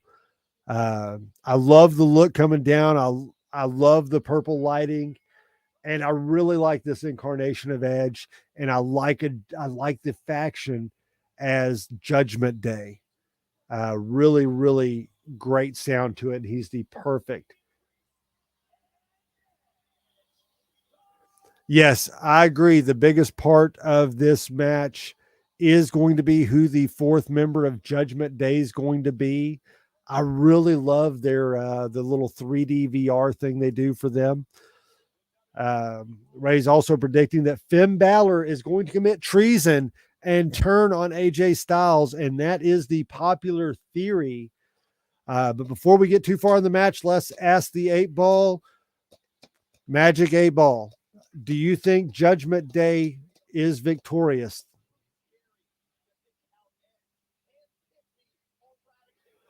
All signs point to yes. So Judgment Day is the pick of the Magic 8-ball. Judgment Day is the pick.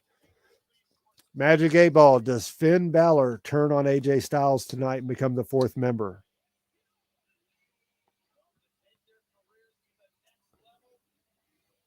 My sources say no. So Magic 8-ball is predicting Judgment Day wins, but the Magic 8-ball is predicting that Finn Balor is not the fourth member. Liv Morgan, first out for the club,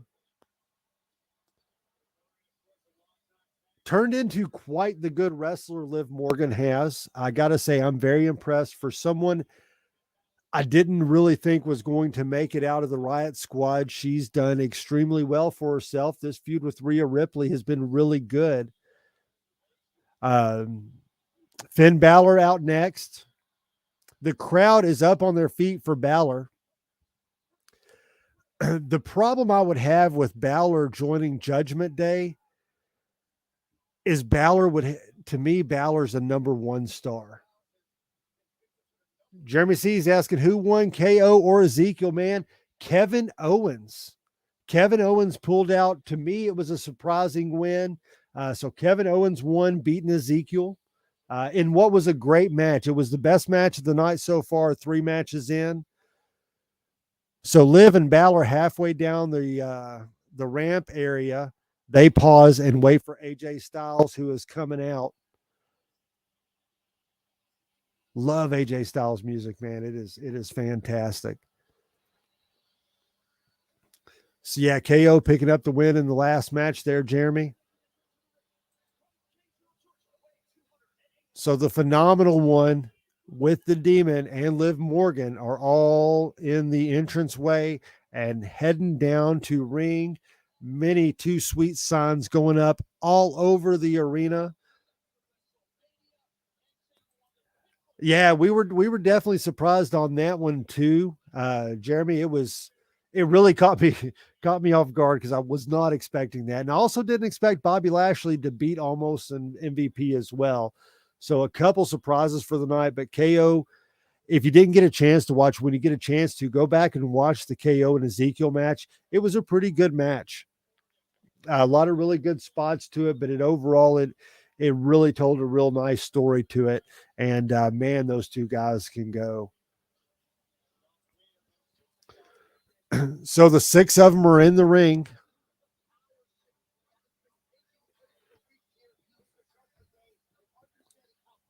Start to see a lot of gray hair coming in Edge's hair nowadays. Gosh, just makes me feel that much more old. I remember when Edge was jobbing, and then I remember with him coming with the Brood. So black and purple, the colors of the Judgment Day, versus black and white, the colors of the club. Liv Morgan and Rhea Ripley starting things off. I really think that the Judgment Day is going to be the jumping off point for Rhea Ripley becoming the main female on the roster.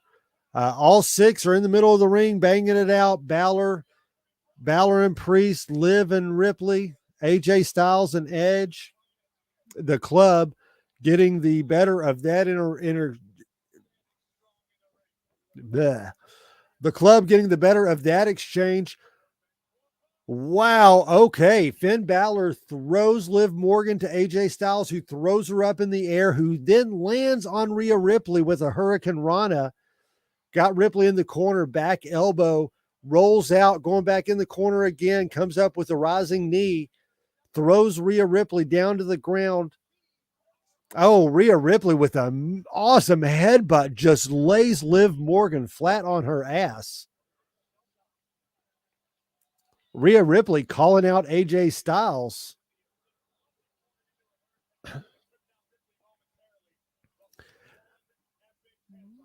Oh, man, what a nasty headbutt.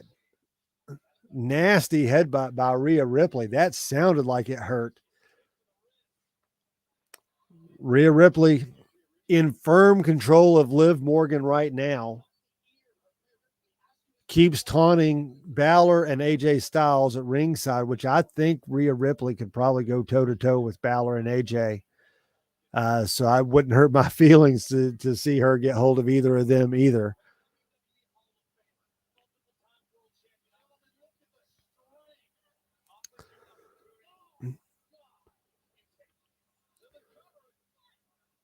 Ripley is a physical specimen. Her size and athleticism is absolutely amazing. And I think this run with Edge is really going to pole vault her career into its next stages. I think it was a good idea to get her out of the title scene and wasting away where she was and having her put with Edge. This can let her interact in more storylines and let the crowd get really, really invested into her character. So far, the only legal members of the team have been Rhea Ripley and Liv Morgan. Back and forth, Liv Morgan with a drop kick. Rhea Ripley back to the corner, being protected by Edge and Priest. Rhea Ripley taunting her. Going back to tags in AJ Styles. Styles is in. Rhea Ripley's up. She's going to tag in one of the two guys. Damian Priest volunteering to go in. AJ Styles and Damian Priest squaring up in the center of the ring.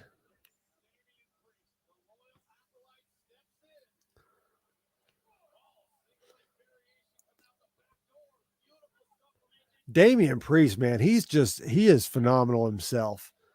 I got to say, he's probably one of my favorite wrestlers to watch on the main roster. He was getting a little stale until this whole Judgment Day gimmick, but now that he's back in, man, he's got some bass to his voice and he's ready to go.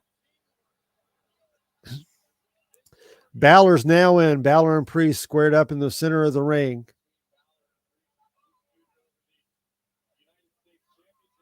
Has Balor lifted up. Balor's got him in a headlock off the ropes.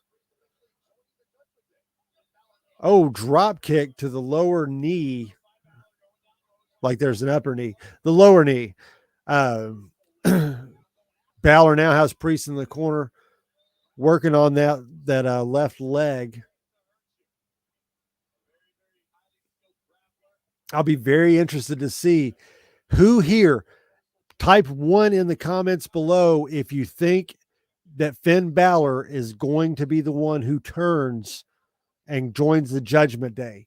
I want to see how many people here think that Finn Balor is going to be the one who joins Judgment Day. And will it happen tonight? Type of 1.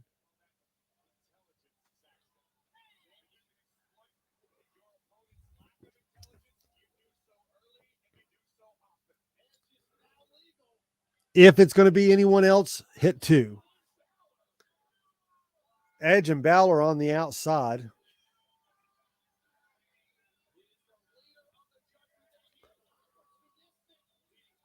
Now this is really a dream match. Balor and Edge is something that I would like to see. I would love to see the Demon versus Edge.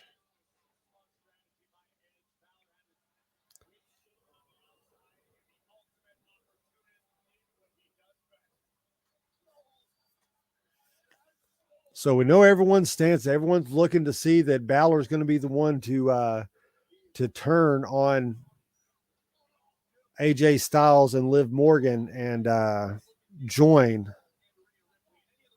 Judgment Day.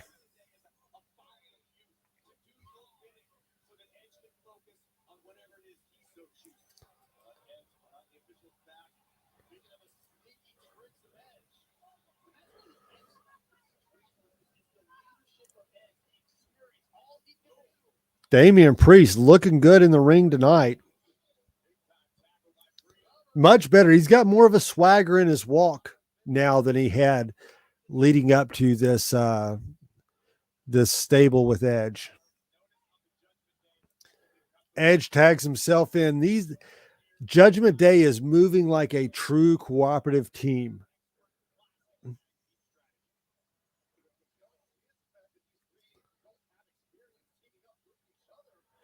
I wouldn't mind seeing Edge and Damian Priest as a tag team.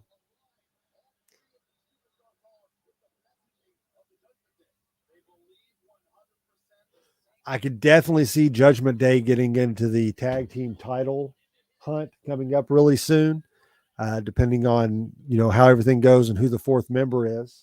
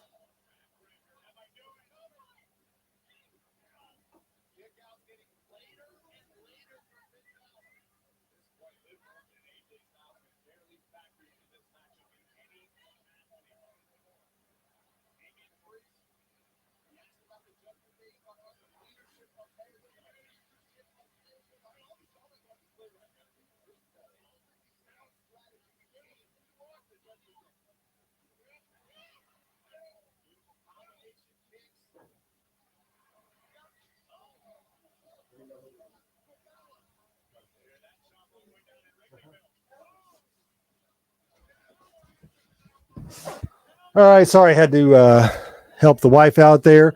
So we still in the ring. We got Damian Priest and Finn Balor. What did I miss? Anything good? Jeremy says he would love to see Rhea Ripley and Damian Priest win Money in the Bank. I hadn't thought about it, but Damian Priest definitely could. Rhea Ripley could too as well. I wouldn't put it past either of them. AJ Styles is a house on fire as he's coming in the ring laying Edge out. Yeah, I would be very interested to see what happens at Money in the Bank. Speaking of that, what do y'all think about them having to move locations? Couldn't sell out the big stadium and had to move back to an arena for Money in the Bank.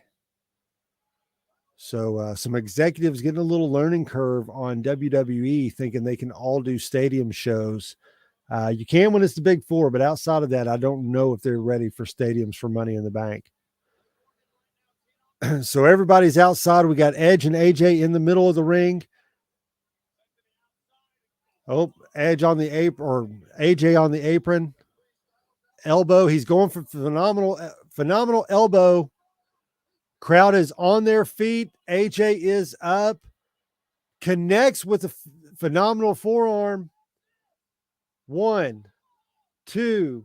Pulled out of the ring by Damian Priest. Damian Priest saves the pinfall. So the match continues. A near fall on Edge in the center of the ring. Welcome to those just joining us. Make sure you smash that like button. Leave some comments below. Let us know what you think of Hell in a Cell so far. I think the last couple matches has been really good. KO and Ezekiel was phenomenal. This one is off to a great start.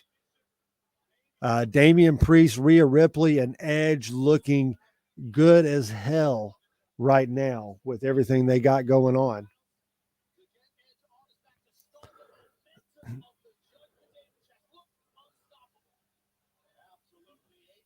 Right now, Liv Morgan begging for the tag. Bouncing up and down on the outside. Edge gets to Rhea Ripley. AJ hot tag to Liv Morgan. Liv Morgan ducks it under a big boot. Goes up. Hurricane Rana spinning around. Oh, Rhea Ripley counters it. Turns it into a powerbomb. Reversed. Sunset. Two count. And a lot of action going on between the four of them right now.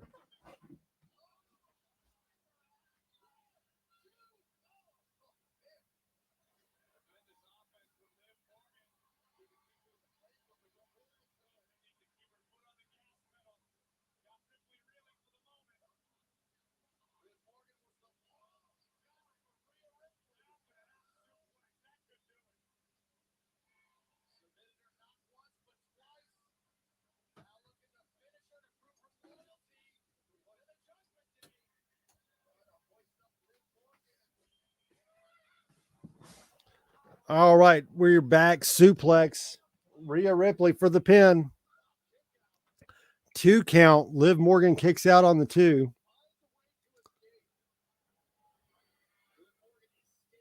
Really good match so far. Really good match.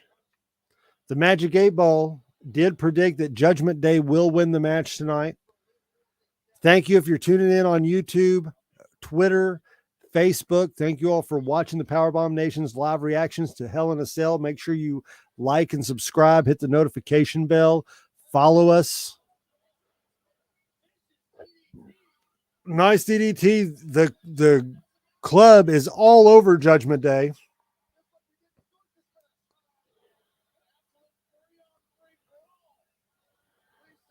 We're waiting. All 3 of them are looking in each other's eyes. They are going to go off the ropes.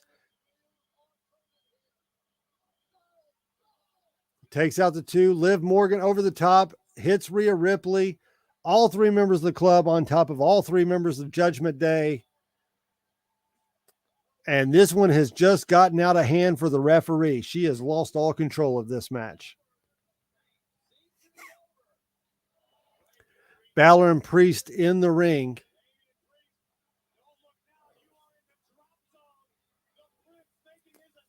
Balor going up for the coup de grace, but Rhea Ripley comes up, shakes the top ropes, delivering the low blow, so to speak, on Finn Balor, with Balor and Damian Priest both on the floor of the ring. Rhea Ripley, big smile on her face. Edge asking for the tag, asking Damian Priest to bring Balor over. Oh, Edge getting ready to go for a spear. Looks like he was kicked. Damian Priest choke slam to Finn Balor. AJ Styles off the rope. Phenomenal forearm to Priest. Edge grabs Styles, throws him into the ring post, and he's out to the apron. Edge's hair is wild right now, man. It is wild. It's like one of those Webster things you stick in the corner. Oh, Edge goes for a spear. Balor counters into a small package, only gets a 2 count. Sling blade. Drop kick into the corner by Balor. Balor is going to go up. He is going for the coup de grace on Edge.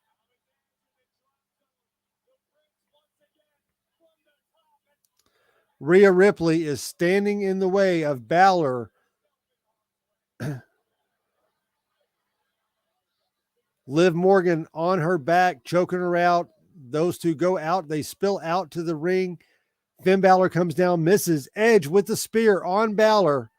I think we are over, folks. 1, 2, 3. It is over. Judgment Day wins. Judgment Day wins, beating the club. And as of right now, we have no turncoat in Finn Balor, which would be a little weird at this point after him suffering the L, but it may not be so weird tomorrow night on Raw. So no 4th member of Judgment Day so far tonight. Edge, Damian Priest, and Rhea Ripley standing tall as victors in tonight's matchup with the club.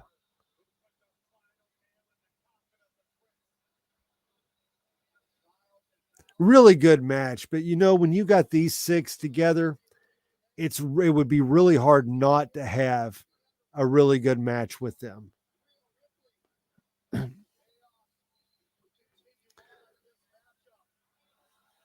What'd you all think? Did everyone enjoy the match? AJ Styles got busted open there, got some blood on his forehead.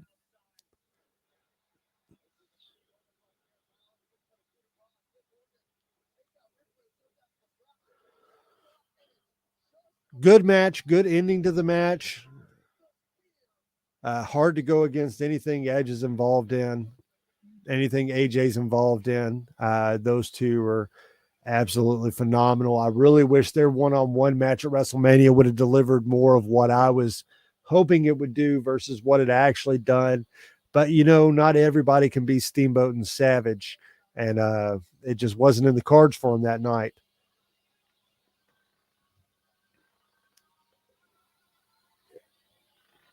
All right, so we are 4 matches down. I will say next we're going to have Madcap Moss and Baron Corbin, but we shall see. We're getting some Chicago sports slides going around showing the Cubs, the Michael Jordan statue.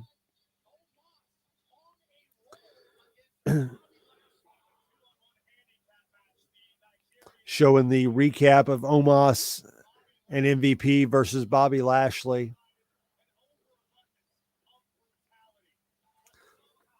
Cedric Alexander getting involved. No, Ray, no fourth member, brother. I thought for sure we were going to get a fourth member tonight, but no new member of the Judgment Day. At least for tonight, we shall see what Raw brings tomorrow night, and if Raw will usher in a fourth member.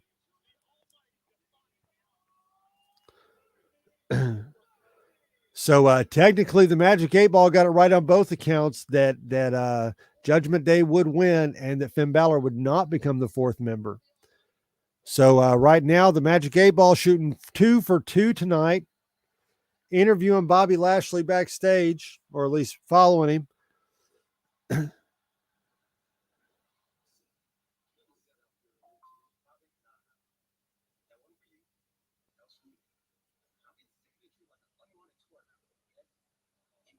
Cedric Alexander explaining himself backstage, saying it wasn't for Bobby Lashley, it was for him.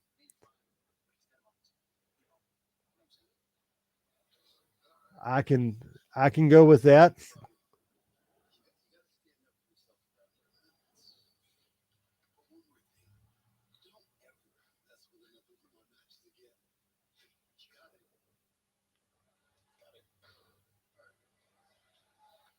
Bobby Lashley tells him not to ever mess with one of his matches again.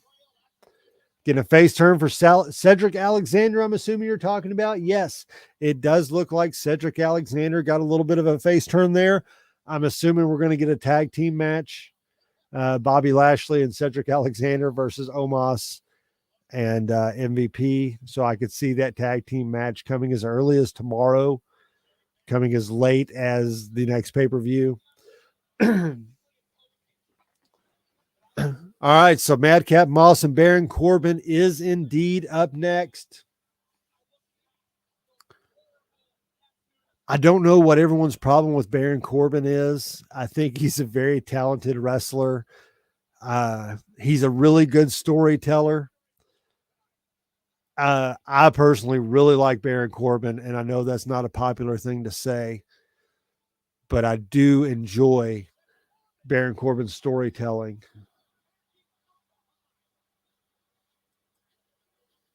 Indeed, sir. Indeed.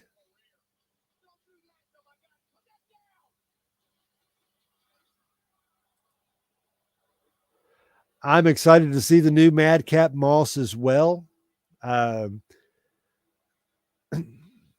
He's a really talented wrestler. Really talented wrestler. He's got a great look to him.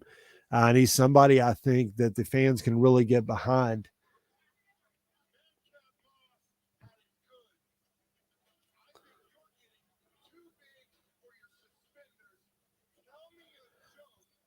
I thought the win in the Andre the Giant Battle Royal was a really good win for him as well.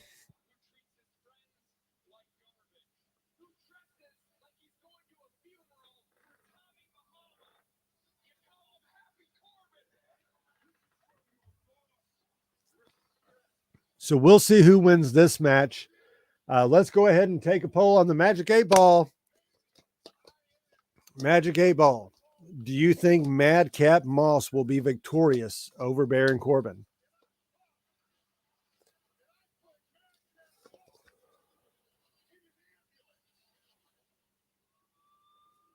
Better not tell you now. Let's wait a minute and see who's coming out first.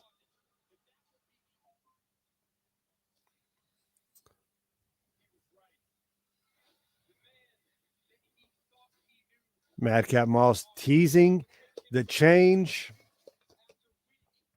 Raise in Madcap Moss for him as well. I'm personally picking Madcap Moss, but let's see. Magic 8-Ball. Madcap Moss win against Baron Corbin tonight. Outlook good. So everybody, including the Magic 8 Ball, is in the corner of Madcap Moss. So we'll write that one down there. What has everyone else got? Madcap versus Baron Corbin. Who does everyone have winning this match? Could be a better question. Does anyone care? I care. I like both of these guys, but I don't know that that's the majority of the universe.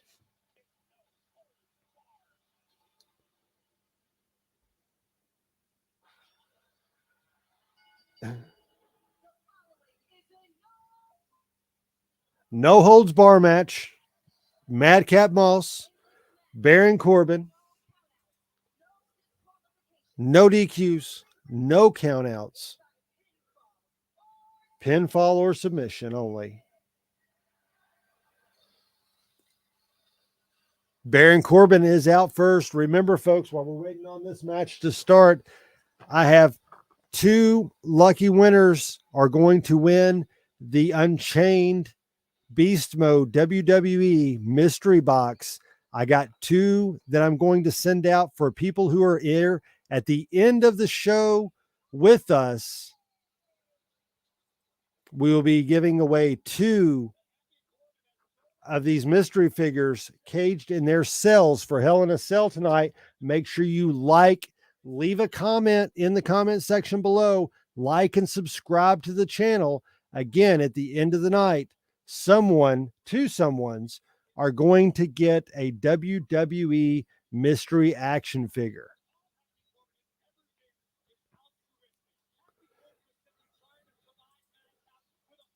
Ray says, for me, the finisher of Corbin is the best. I agree. It's a sick ass finisher. The end of days is a sick move.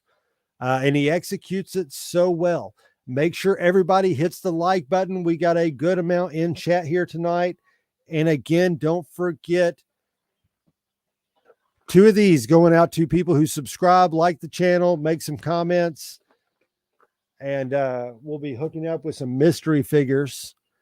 Madcap Moss, no suspenders, no silly shorts, just some straight up black tights on his way to the ring, looking beast mode, ladies and gentlemen. Madcap Moss looking beast mode.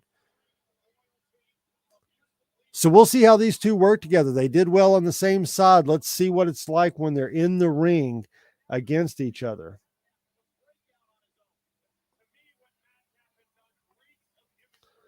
Again, for those who didn't hear, also breaking news tonight, Cody Rhodes has completely separated the pectoral muscle, but he will compete. Again, Cody Rhodes' pectoral muscle completely torn off, but he is going to compete tonight. No one's kicked out except McIntyre. I think you're right on that. I don't know 100%, but I do think you were correct. All right, so the bell is rung. Madcap Moss in his new outfit, Baron Corbin, black slacks and a pink shirt and bald head, just like normal. Exchanging blows in the corner, each in and out. Madcap Moss clothesline to Corbin. He is outside the ring. Madcap is given pursuit.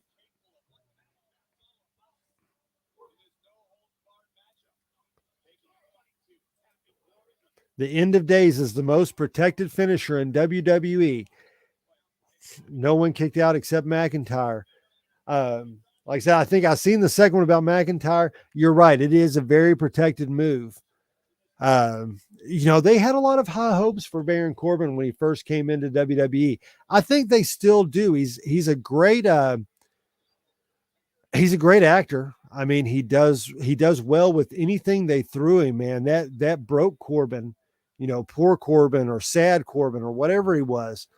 He done a really good job with that one. It was believable, and it was very entertaining when he was going around all scruffy and stained up and hadn't eaten in weeks, and he portrayed it really well. Madcap went to get a chair. Corbin shoulder blocks him, dropping the chair. Corbin picks up the chair. Of course, this is no disqualifications, no holds barred.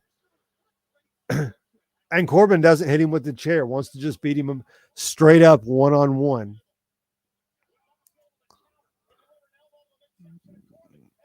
Corbin throws him back over the announce table, flips around, does a handstand on some chairs there. Oh! So one of those big rolling chairs to the face come flying over the announce table. I don't care who you are. That hurt. There is no way that didn't hurt. Number one, I sat in one of those things all day. Those things are heavy. So Corbin ain't so happy anymore after that, I assure you. Throws him into the other set of steel steps.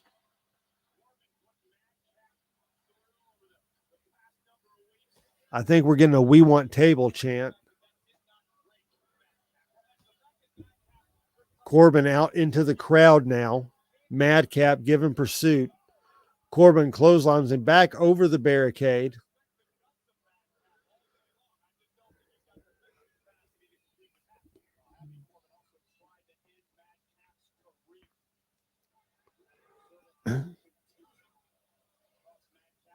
Throws him down over the barricade. Corbin completely in control of this match so far.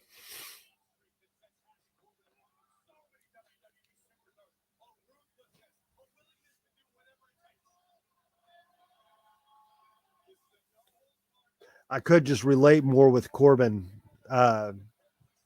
anyway. So maybe that's why I like Baron Corbin.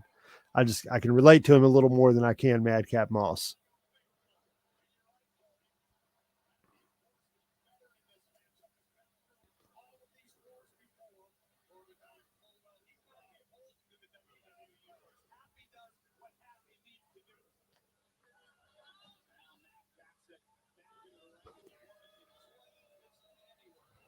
Corbin teasing some of the fans at ringside, doing some good heel work. One of the best heels on WWE's roster, hands down. Everybody hates him. If you want somebody to get booed, put him against Baron Corbin, or to get cheered, put him against Baron Corbin, because Baron Corbin's going to get booed out of the building.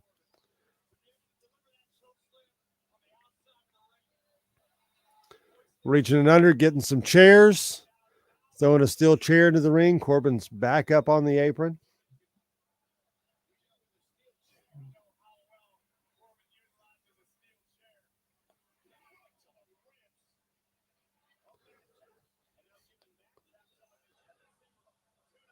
Chair to the back. Great heel work. Baron Corbin pointing out to the crowd after that chair shot. This is for all of you out there, getting the crowd more invested. He does the little things that a wrestler needs to do to be hated. Takes the rim of the chair right to the back of the neck to Madcap. Then setting the chair up in the ring.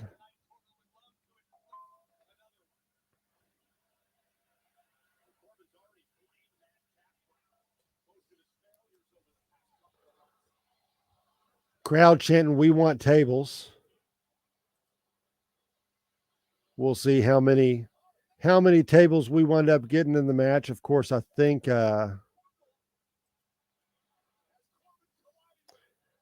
I do think that Corbin might keep the chairs out of the match. Hey, Milky, so far, man, you missed quite a bit. The first two matches, Bianca Belair keeping her title, Bobby Lashley upsetting Omos and MVP in that 2-on-1 handicap match. Kevin Owens won, beating Ezekiel in what was the biggest surprise match of the evening. And Judgment Day pulled out a win against the Makeshift Club. And then we got Madcap Moss right now versus Baron Corbin in a no-holds-bar match. Still got a few more matches to go, so you haven't missed a whole lot yet. The first couple matches weren't worth speaking of, but KO and Ezekiel was really good, and Judgment Day versus the Club was pretty damn good as well. So all in all, it was a nice show so far. We're waiting, of course. I don't know if you've heard, but Cody Rhodes has tore his pectoral muscle completely. He will still be competing tonight, but they announced that a few moments ago. He had halfway injured it in, last week on SmackDown, but today during his training, he ripped it the rest of the way off. But he will still be competing tonight. Oh, Corbin face first into a chair that was wedged in between the first and second turnbuckle. Make sure everybody leaves smashes that like button, leaves the like there. Get involved in the comments below.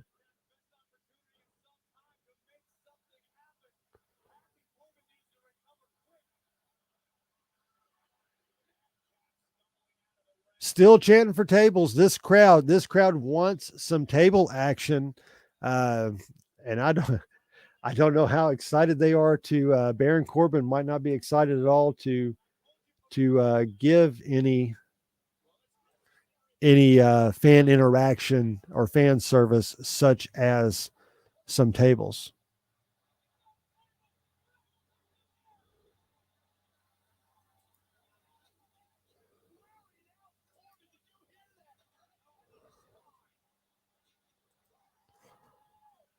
All right, Madcap is on top of Baron Corbin right now, getting all fired up. Got him in the corner, landing some left hands, stomping a mud hole and walking it dry, so to speak. Pulls him over to the chair of the ring. Looks like he's going for a DDT. Plants the bald head of Baron Corbin squarely in the middle of that chair.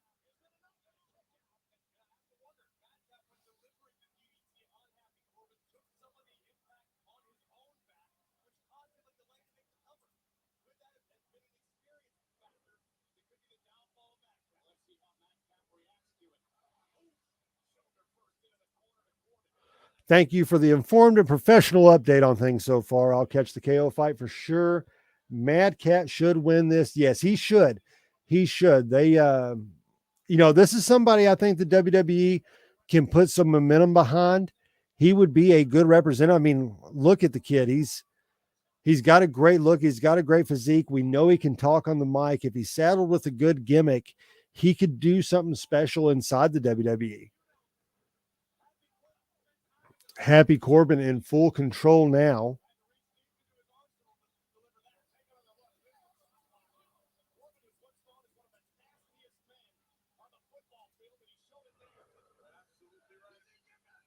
Got him taunting him over the announce table, giving him some right hands coming down on the face. Corbin working the crowd fantastic tonight. Like I said, Corbin really is one of the best heels in the industry today.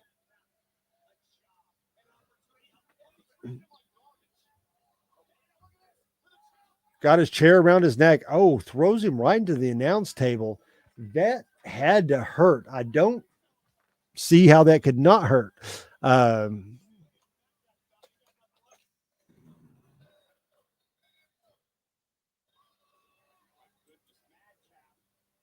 Corbin throwing Madcap in the ring. Getting the steel steps, throwing them in the ring along with him.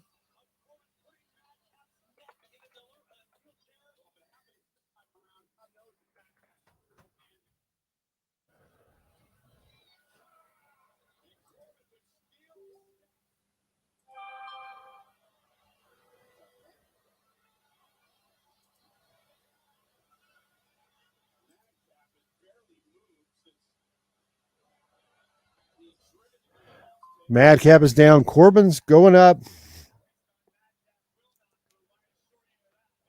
Madcap counters.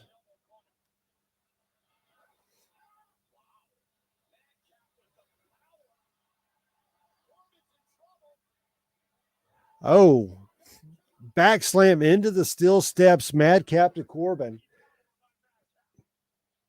Got him in a headlock, pulls him up, neck breaker in the center of the ring. Got the steel chair back out, hold it above his head, getting ready to take it down. He's placing Corbin's head inside the steel chair. A little payback for all the shit Corbin's done. Takes the steel steps out of the corner. Well, I do think Madcap wants to kill Mr. Corbin. Oh!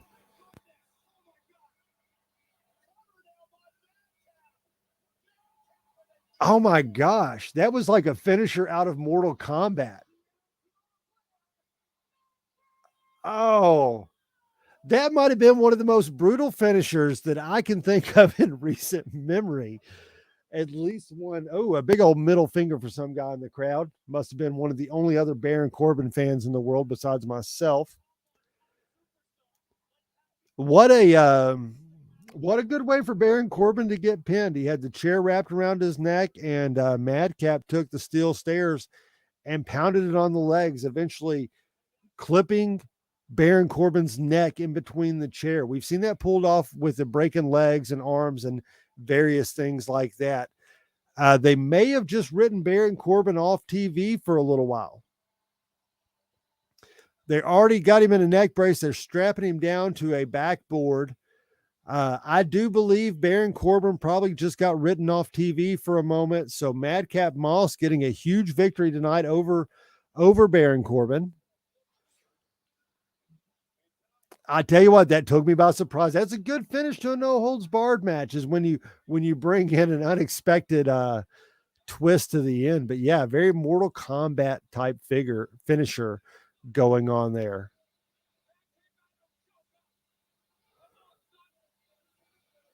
Madcap saying he's no joke, son. Yes. Yes, Ray. That was definitely some hardcore vengeance by Madcap Moss to Baron Corbin tonight. Pretty solid match. Wasn't the best match of the show, but wasn't a yawn fest like a couple of the earlier matches were for me.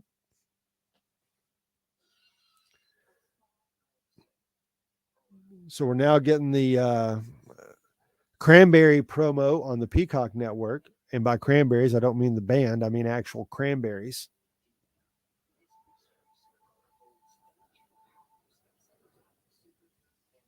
Yeah, he is using this to make good on that stipulation for sure.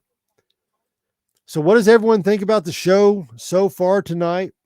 We're 1, 2, 3, we're 5 matches in. And I would say three out of the 5 were pretty decent matches. I've not seen any 5-star matches come out yet, but a couple of 3 stars at best. KO and Zeke was really good. Judgment Day in the club was pretty good, but so far I think KO and Zeke has been the best match. So let us know in the comments what you've thought about the show so far.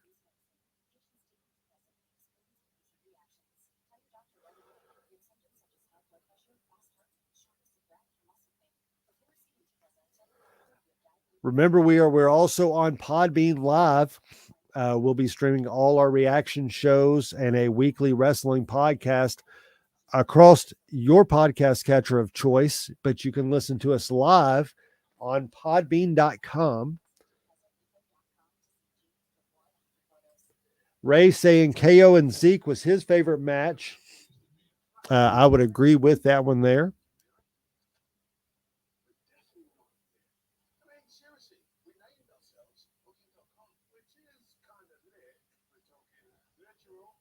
So yeah, good stuff.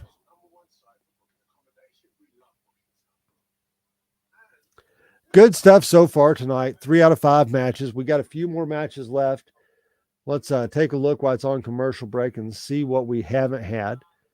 So we haven't had the United States Championship match. That's Theory versus Mustafa Ali.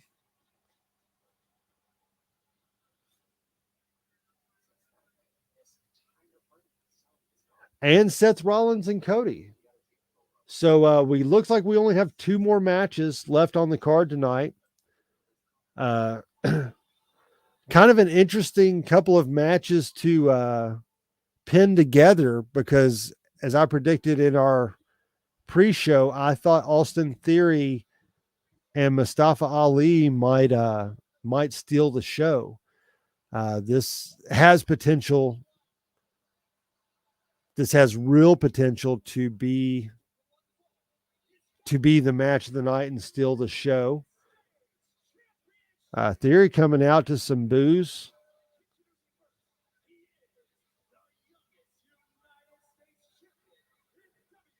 Billing him as the youngest United States champion in WWE history, Austin Theory. So let's consult the Magic 8 Ball, shall we? Magic 8 Ball. Will Austin Theory retain his title tonight?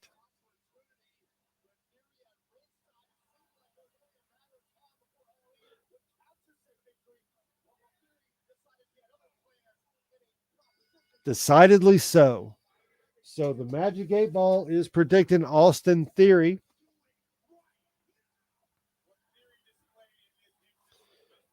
Right now, the Magic 8 Ball is 3 out of 5. 3 correct predictions, 2 non-correct predictions. But the Magic 8 Ball did predict that Finn Balor would not turn on Judgment or on the club tonight. So well ahead of its curve is the Magic 8 Ball.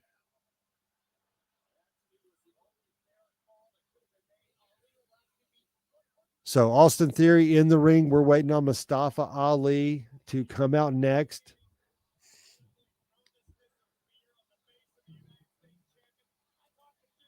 Ray says Austin still for him for the win. That's who I'm going with is Austin Theory.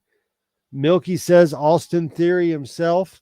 I think the chat is firmly in the corner of Austin Theory tonight, which I am too. I think Austin Theory is a phenomenal young talent. He's got a huge upside. He's got a buttload of charisma. He's so talented in the ring. He's great on the mic. They're having him come out there and do those do the stage promos like they did back in the 80s, early 90s with wrestlers. And the fact that he's got Vince in his corner, you know, I know Vince is old and all that shit, but he's got Vince in his corner. So, I mean, that bodes well for his career already that Vince is willing to go on screen with him. So they got a lot in the Theory train moving along. Mustafa Ali, of course, looks like he is from Chicago, wearing a Chicago Ali shirt and coming out to a standing ovation from the crowd. The crowd is in the corner of Mustafa Ali tonight. Again, I think this is the match that's going to steal the show. I'm really looking forward to Cody and Seth in the cell, but I think this is the match that's going to steal the show. I think this is going to be, if there's a 5-star match in the making, it's this match. So we'll find out. United States Championship is on the line, ladies and gentlemen. Austin Theory versus Mustafa Ali. Set to go. The competitors are in their respective corners. Bell is rung. This one has started. Two young studs in the professional wrestling industry are about to face off, and the crowd is the hottest of the night already, chanting for Ali. This is the hottest that the crowd's been all night, folks. It lasted one chant. All right, it starts out Theory with a nice wrench of the arm to Ali.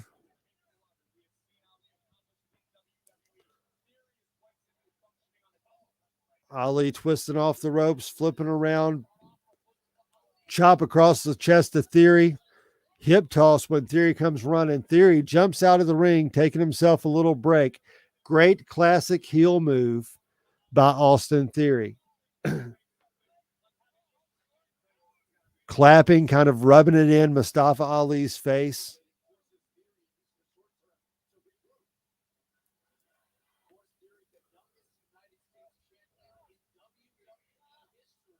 Really good ring psychology for Theory.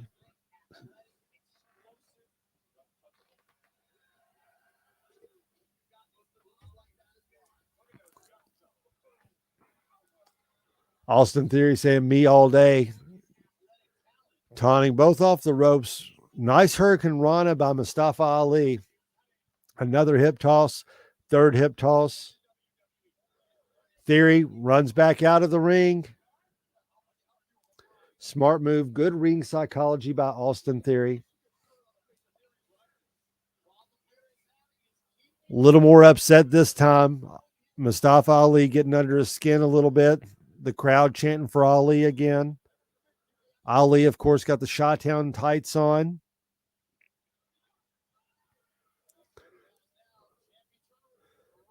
Theory draws him in, gets back out of the ring, toying with Ali at this moment. Ali sliding baseball slide, drop kick.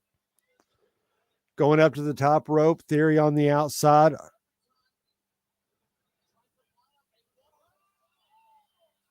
Flying crossbody. Ali takes down Theory.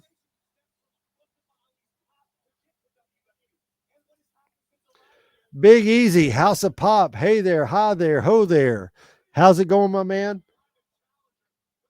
Long time no see. Glad you popped in tonight.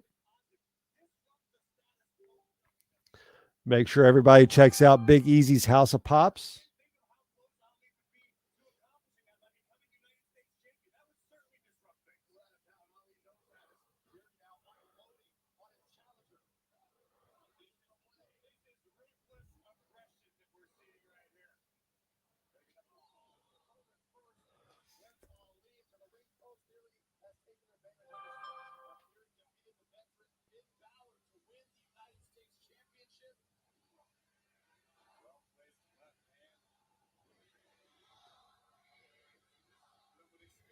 Crowd getting it under Austin Theory.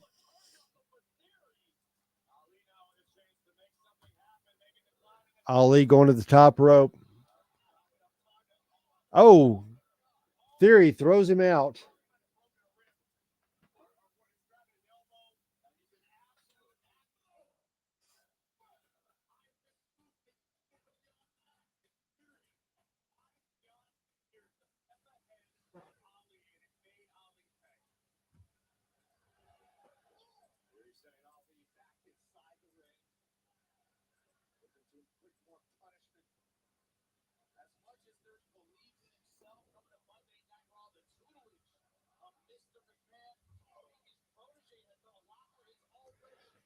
Thank you much, Milkman. Glad you were able to stop by. Check your Instagram. Make sure everybody follows Ron Milky on his Instagram. Go over, hit up his YouTube channels. Great dude, a lot of fun to hang out with and listen to and talk to. We got quite a few people in the chat tonight. Make sure everyone hits that like button. Hit a subscribe to the PowerBomb Nation if you haven't so far. We're also live on Podbean, live streaming the show, where you can catch our weekly wrestling talk show. We got some breaking news while we're waiting on this match to go across.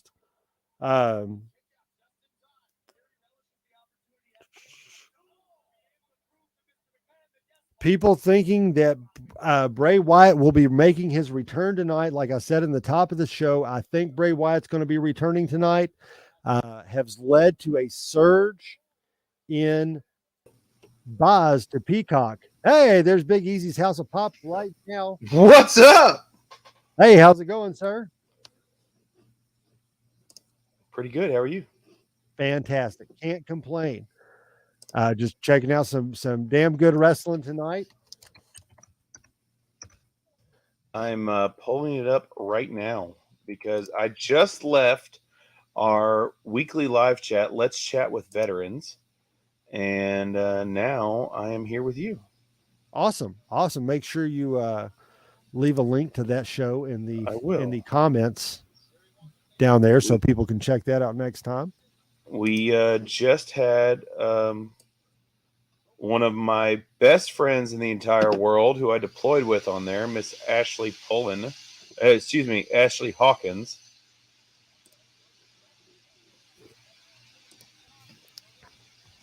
Come in and someone's getting kicked in the face. Well, Milky, I'm glad you like me more than Corey Graves. So that bodes well. I got a better, I got better drip than Corey Graves has. So we'll go with that. So Elam, since you're on here, let me show you something. Let me show everyone else something that they haven't seen yet because I haven't done a video on it. Okay.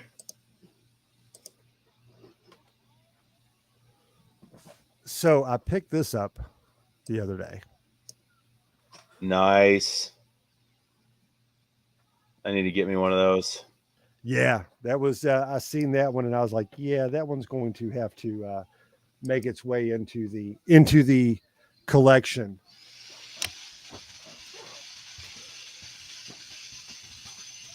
Also, we're going to be giving away 2 of these tonight.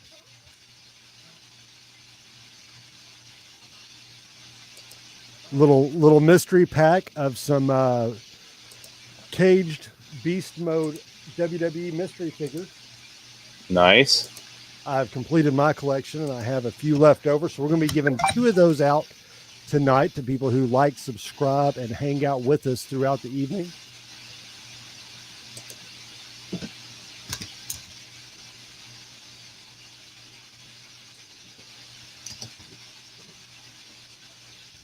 Jesus. Alpha's getting his butt kicked. Yeah. We'll see. I don't know where they're going with Ali. All that turmoil around him, through the beginning of the year and the end of last year with him wanting his release. And now they're seemingly giving him a decent enough push. Well, I think they're just trying to keep superstars right now. So there is the counter by Mustafa Ali. Oh. Rolls it over. STF. Let's see if he taps. He's got it locked in. Uh-oh. The crowd would lose their shit if he wins. I'm waiting to hear. Almost to the ropes. He's no made chance. Almost there. Got it. Yeah, he's got it.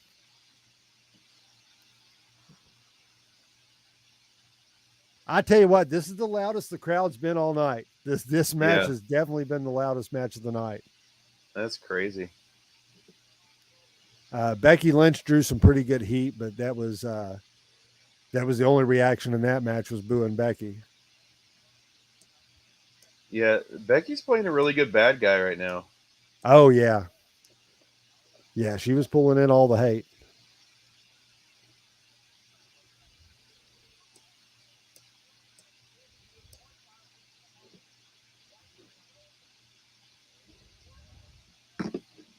Milky, you should check your Instagram real quick, brother. Yeah, you should, Milky. So the cell match is going to be Cody Rhodes and Seth Rollins. And they announced tonight that Cody Rhodes suffered a half-torn pec last week during SmackDown or during that chase. And then in his training earlier today, he separated and has a full tear. But will still be going on. So he will still be competing tonight in the Hell in the Cell with Seth Rollins. You think it's a gimmick? Torn pectoral muscle, though. Oh, look at the strength by Theory. Lifts him up. A-Town has him down. This should be it. That's it. 3 count. It's over. Austin Theory retains, and the Magic 8 Ball has predicted yet another one right tonight. So that leaves us with one more match. If I'm not mistaken, we only have the Hell in a Cell left. I came in at the right time then. Oh, yeah, you did, especially because I thought about you a lot for this event because tonight is the night that I believe Bray Wyatt will return. You think? I do. He posted some cryptic stuff on Twitter a few days ago. He was started out as Cody Rhodes's protege in the original NXT when he was Husky Harris. He changed his Twitter handle to Wyatt6. This would be his 6th incarnation of a character. So I do believe that the Hell in the Cell is going to win with Seth Rollins winning. However, I believe it is going to be due to interference by Bray Wyatt. The Milkman cometh, everybody. He is here, ladies and gentlemen. Milky, welcome to the program. How we doing, sir? What's up, brother? I'm good. Let me just turn this down so I can hear you. 1 sec. God, I will freak the F out if Bray Wyatt shows up. Well, I got the Hawaiian shirt on. I'm kind of doing the Bayou cult leader in my style for this specific event because that's how firmly I believe this is going to happen tonight. Oh, I predict it every time we go live. You do. I do, but just because I want it to happen, like so bad. So I couldn't live with this wildness. So I had to get it trimmed down. Looking good. So Ray says he believed in Ali's victory and is very disappointed. I'm sure you and every fan in Chicago were disappointed with the outcome of that match. That was the loudest the crowd's been all night. That was the most hype they've gotten was for Mustafa Ali. Oh, what if they're doing a push because the Seth Rollins and Cody Rhodes, this is their 3rd match together. What if the injury is a ploy just to bring back a special opponent? It could as an opponent for Rollins. Yeah, I mean him and the Fiend have fought before. That's true, but they did it under the red light. So originally the Fiend, if he was under the red light, he couldn't lose. That's very possible. I look for him to come out against Cody, but he could pick right back up if he comes back as the Fiend. He could pick up with Rollins. Yeah. I mean they are pushing Rollins as the Uber heel. Yeah. And there's their 3rd match together. So, and I know with them trying to transition into, there's no difference between SmackDown and Raw now, where they're kind of just doing this number. I mean, there's no reason why they couldn't do something like that. Yeah, I'm really glad they ended the brand split too. So I think it could lead to a lot more. Yeah. So, Michael, let me ask you, what do you think of MJF's pipe bomb? Elam, did you get a chance to see that? Not yet. Check out the video I made on it. It's really good. How many times have you watched it? What's that? How many times have you watched it? Oh, gosh, like 8. Yeah, it's about that too. So I see Ric Flair, I see Stone Cold Steve Austin. There's so many awesome old school promos littered inside that promo when you sit back and watch. And even if you don't even see it yourself, if I pointed out and said, like, when he's leaning on the ropes and he's swearing at the camera, that's a Stone Cold thing, when he leaned on the ropes and had a go at Vince.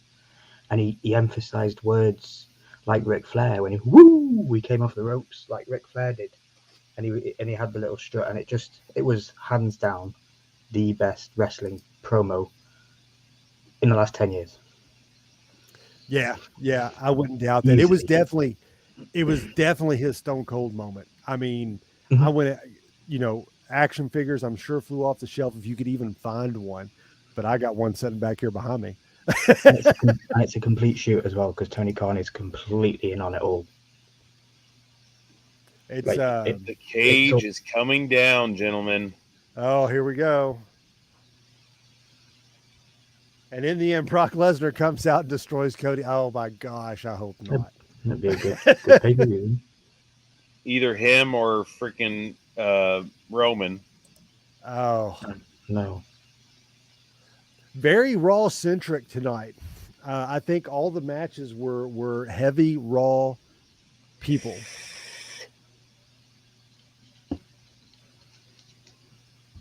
So WWE's packages are beautiful, man. Mm-hmm. They are better than their matches 9 out of 10 times. They Yeah. do such a great job. 100%. I agree with that 100%. I And do too. Cody's still doing a hell of a job, man. It was the right move for him to come back. I think so.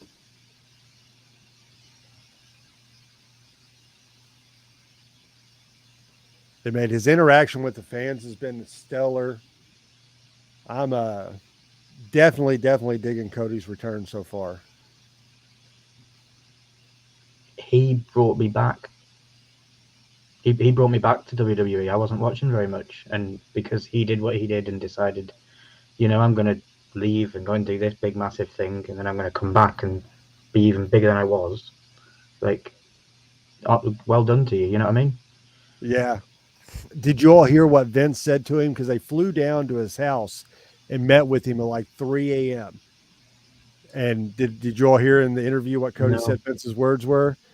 He walks into his house and looks at him and says, "Well, you did it.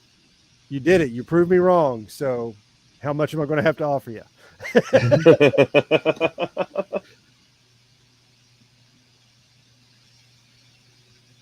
I don't like Seth Rollins' new character. Oh, I do. I hate his laugh. I love arrogant. I love egotistical. I love all of it. I'm digging the Joker-esque, Riddler type vibe he's got going on. Yeah, I'd smack that dude in the face back in the day.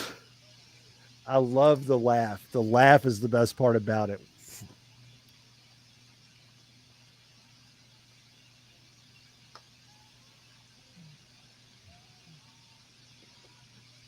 I hate that this is the only story anybody can ever go against him on. Great. Yeah, I'd smack him right across the effing face. It's really good. This was the perfect person to bring Cody in, back against. Both of their matches so far has been great. All their interactions, A+.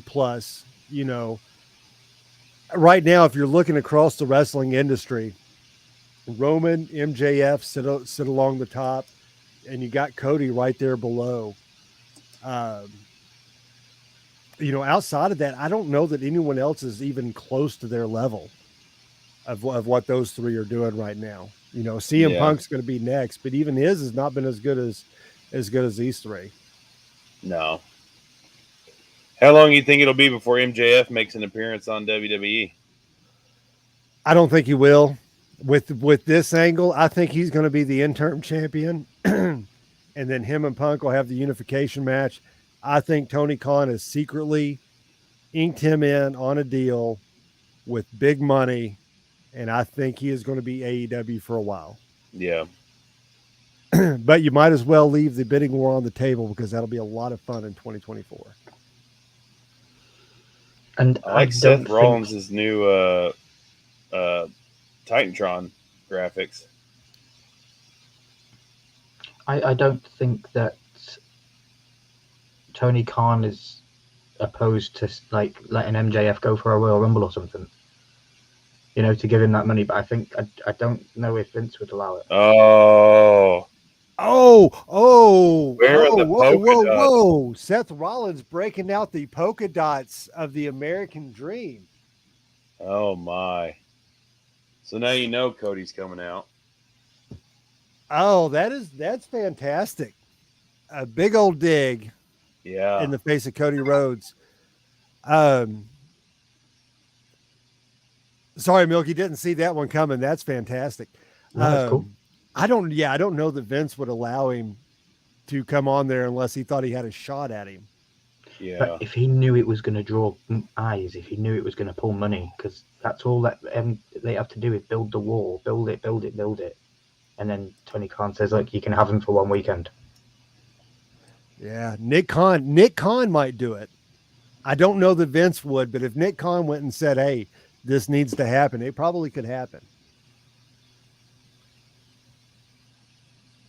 I don't know, man. The whole wrestling community would lose its shit if he showed up in the Royal Rumble and threw Cody out to win it. It writes itself, doesn't it? Yeah, that would be phenomenal. Throws Cody out to win it. Oh, so let's see. That was pretty. Oh, the crowd is hot now. Yeah. No entrance yet. I love Seth Rollins. Oh, here we go.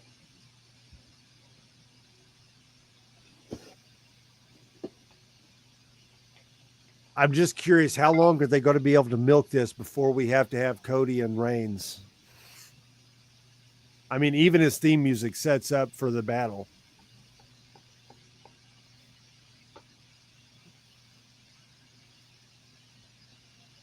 Looks like he's ready to go.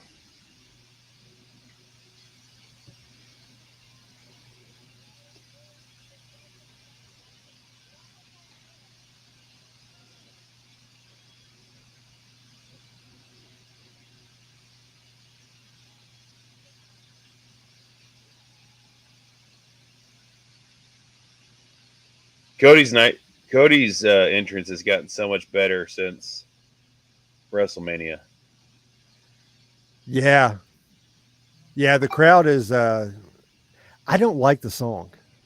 I'm probably one of the only ones, but I don't like it. I like Cody Rhodes' entrance and all, but I don't know that I'm into the song like everybody else is.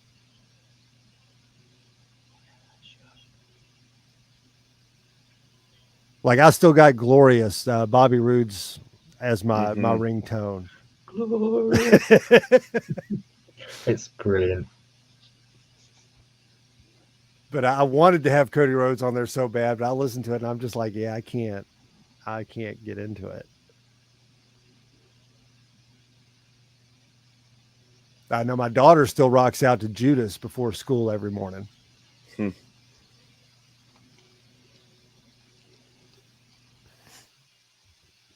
All right, so they are locking the cell door.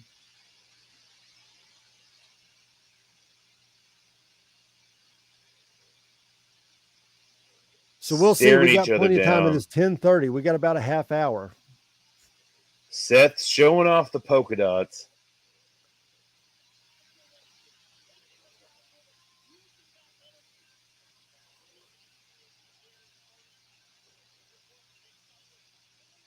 He does have a bandage on his right hand.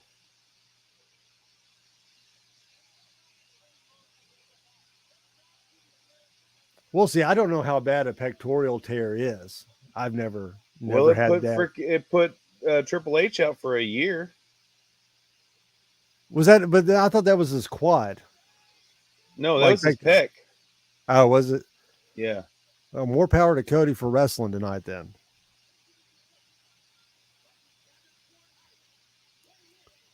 So, Elam, what are your all's thoughts on the red cell?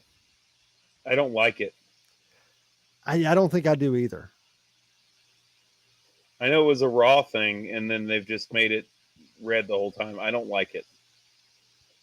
I think to me it seems like it'd be harder to see in. Mm-hmm. But I heard that people that see it live say it's easier to see. So,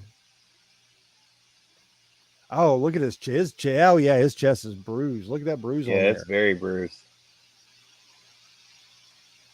He's injured. First thing Seth Rollins does, right across the chest. Mm-hmm. Oh, wow. Oh, Magic 8-Ball. Whoa. Magic 8-Ball. Will Cody Rhodes defeat Seth Rollins? It is certain. The 8-Ball says Cody Rhodes. It is certain that he will win. What a bruise.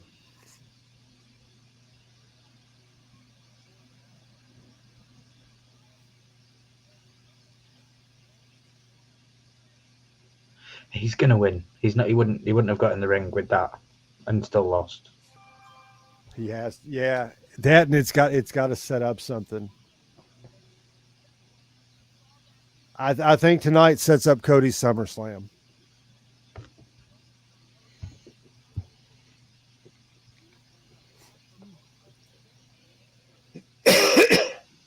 mean, look at that. How could you even lock up?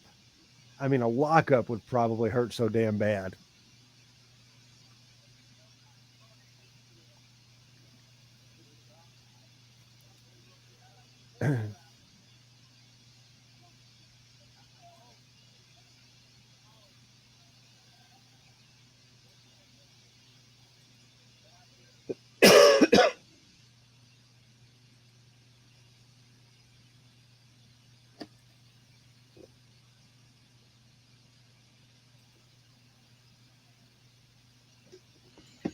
I'm trying to watch the arm to see if it's a work. It doesn't look right to me. I'm not a professional, but It looked bad. I don't know. I don't get the bruising here on the arm. If it's the pectoral muscle, why is it bruising No, here? it that's real. That's legit. It looks pretty damn swollen.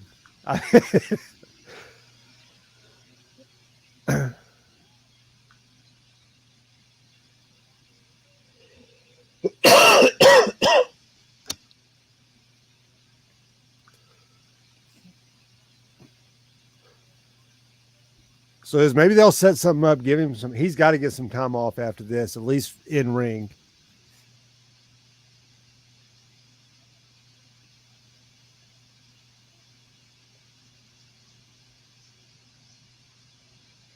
Oh.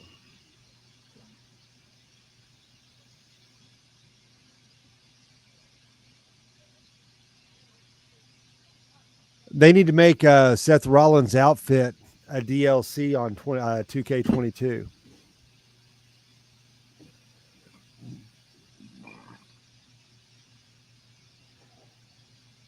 You could probably make it better in the creator. Have they not added him yet on that? I'm not No. sure.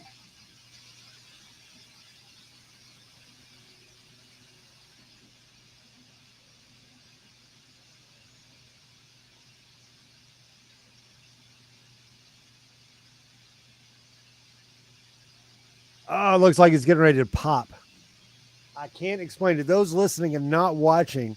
This bruise goes from almost mid Cody Rhodes' It's a quarter of his over chest and down his damn arm. And it is puffy. Like it is red, purple, black, and bruised and puffy.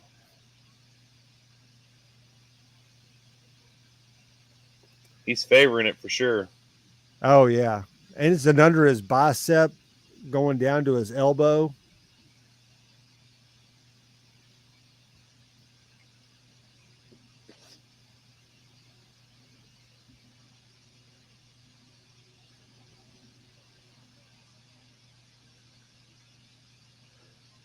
Probably not going to be the 5-star banger they've been putting on, just strictly due to that injury.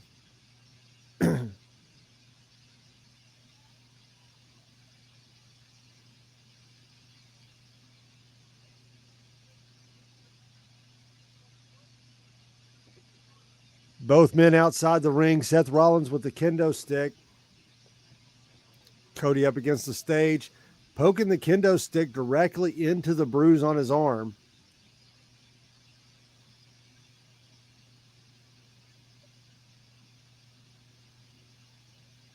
Also, for anyone listening and not watching, Seth Rollins is also dressed in Dusty Rhodes polka dots, just to get under Cody a little bit.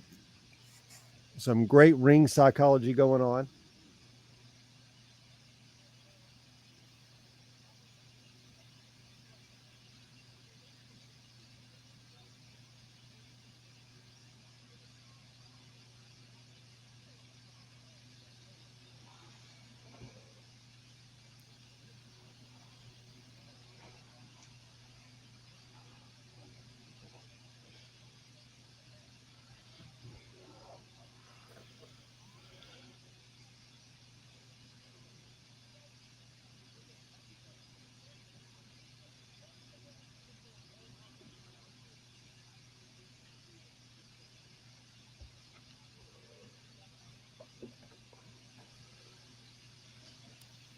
Make sure everybody stays tuned after this match. I'm going to get a count of who all's still with us. Remember, I got a couple of prizes to give away, some mystery caged beast mode WWE mystery figures. I've not gotten any of those. I found some at the local Ollie's Mm. here in town. So they're only place I'd ever seen them.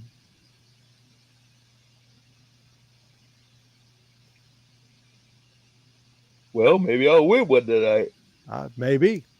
You can see in the background, I got the collection up there on with my New Day pops. Yeah. New Day? I remember when you got those New Day pops. Yeah, that was a fun day. That's when I got my Braun Strowman pop. Speaking of that, man, Braun Strowman just fell from the face of the earth. Yeah, I don't like it.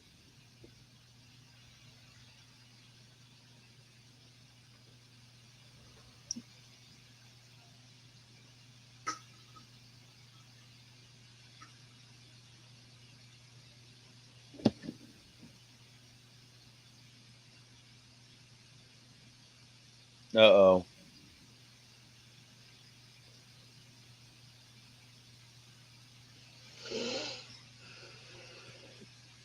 Well, not only can Seth Rollins fit in Cody Tax? Rhodes, he can fit in Becky's Oh, no. and Cody Rhodes' clothes. Yeah, because her clothes just say the man, don't they? So he doesn't know. I thought he was pulling out thumbtacks. Got a visionary belt also in the polka dots. Of course, we've seen Cody's strap. Ooh, Cody's strap being used a couple times in this feud so far.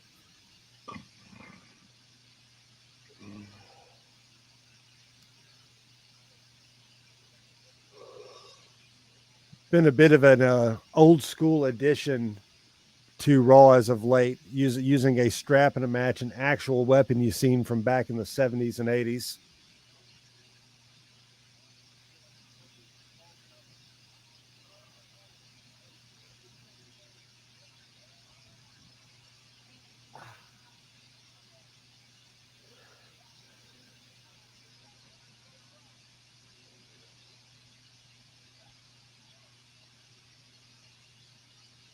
Man, more power to Cody, brother. It's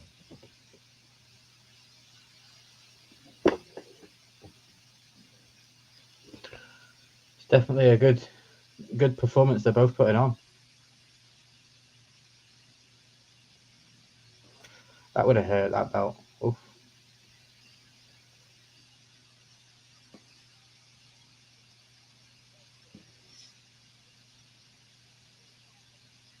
Well, so we're finally getting tables. The crowd has been all night chanting, "We want tables." Finally, someone has gotten a table.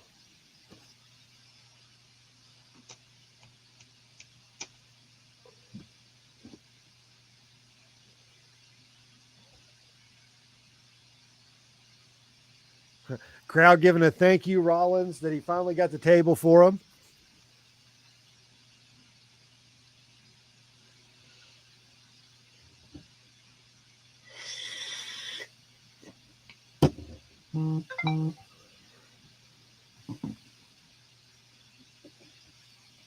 So Seth Rollins in firm control, setting up the table right now on an injured Cody Rhodes.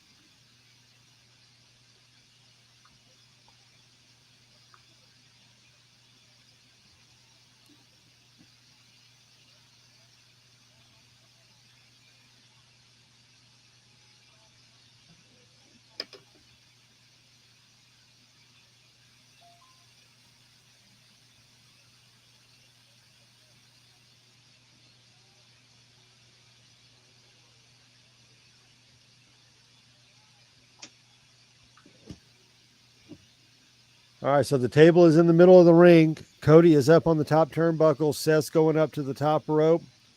Looks like he's going to go for a superplex off the top. And don't forget the golden rule. Whoever puts the table up usually goes through it. Yep. And here we go. Here comes the PowerBomb. No. Rollins held on. Spinning elbow. got Cody up in a neck breaker. Turns it into a forearm into the base of the neck. All right, so Cody's on the table. Rollins is going to the top rope. Moves out of the way, and Milky calls it. Rollins through the table with a frog splash. Yep. Would have thought the Visionary would have had a little more foresight than that one.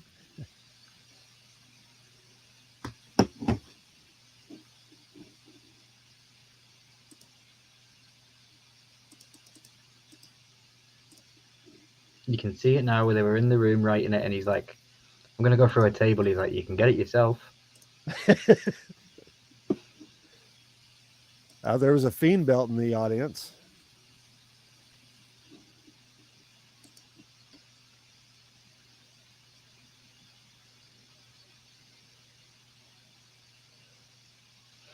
See, so Cody throws the Visionary belt out of the way. Let's see what he pulls out from under the ring. His own duffel bag.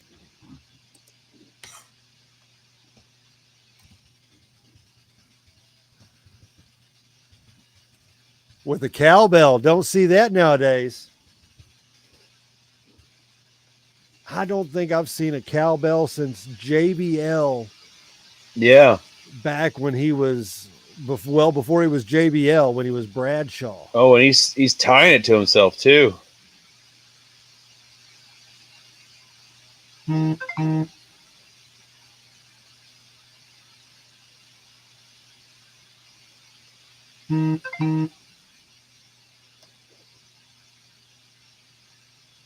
It's twice I've been reminded of Brody now.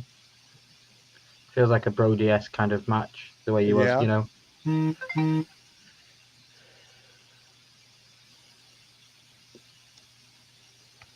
All right, so Rollins is in.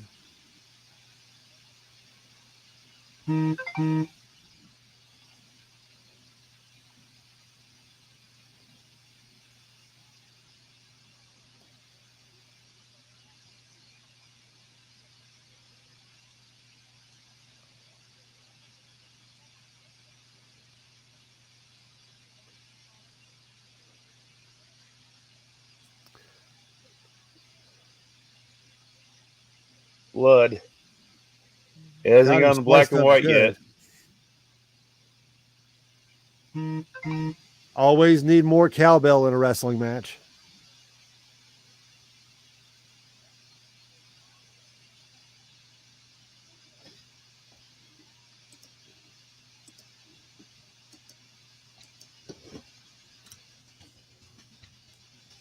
Anthony Blaze, thanks for joining. How's it going, my man? What's up, Blazer? Hey, Blaze.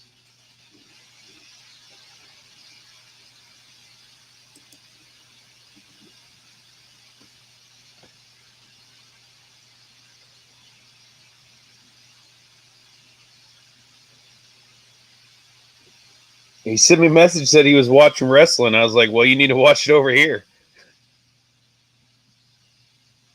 You always got to come hang out in the nation.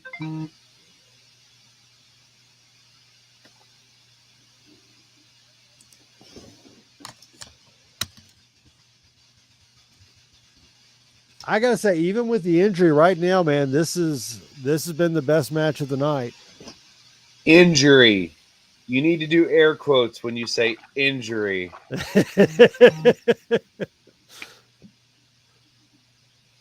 I'm sorry, but there's no way. There's a lot of makeup. Look at the Johnny Depp trial. There's a lot of makeup magic out there.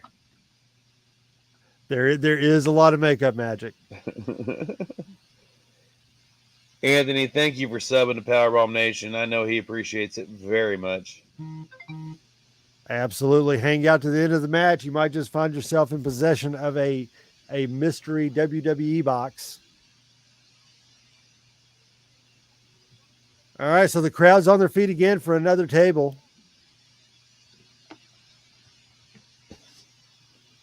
Chicago Chi-Town loves some table.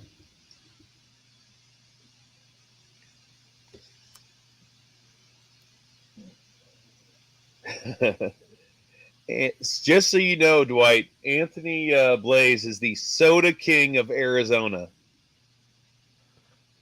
So like the soda, like wait, like in your all's Funko sodas? Yeah, like Or Funko Soda. okay. He has over 166 chases. Oh wow, man, good job. Yeah. That is fantastic. I'm still waiting to find out the perfect soda to have for my first. I did see some really cool Star Wars. Yeah.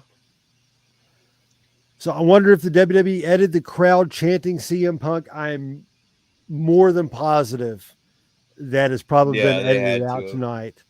They have been very editing heavy on the crowd reactions. You can definitely see in the first two matches a lot of heavy editing.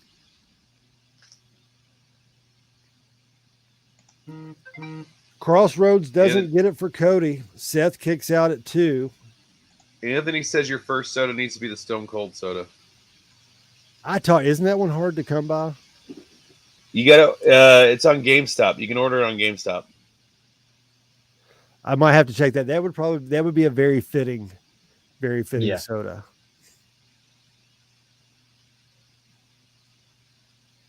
But it should come in a beer can. A what can? A beer can. A what can? I said a beer can. A kind of IPA, Broken Skull Ranch. So now that is about the 6th super kick we've seen through tonight. I'm surprised Vince hasn't banned that yet as much as it's being used. Powerbomb through the table.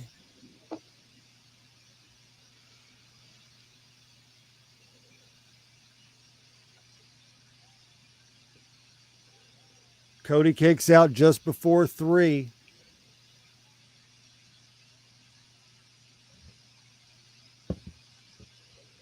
Yeah, it should be his own beer can. It should be his IPA that he's doing currently. Have you seen my sodas? I have not. Oh, you wouldn't understand, Dwight. It's a thing me and Blazer have.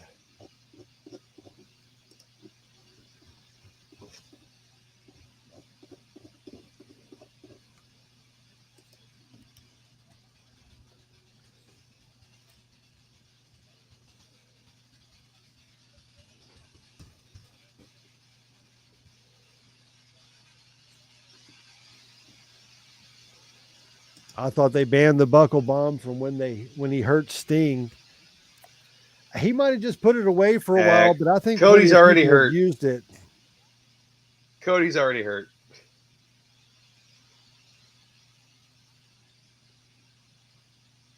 Yeah, it ain't going to hurt him to go through a table now.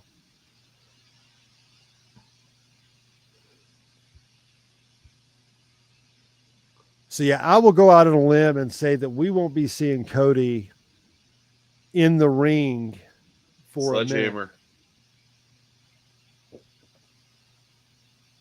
All right, shades of Triple H. Yep. Seth Rollins going to crush Cody like a stone statue throne sitting in the middle of an AEW arena.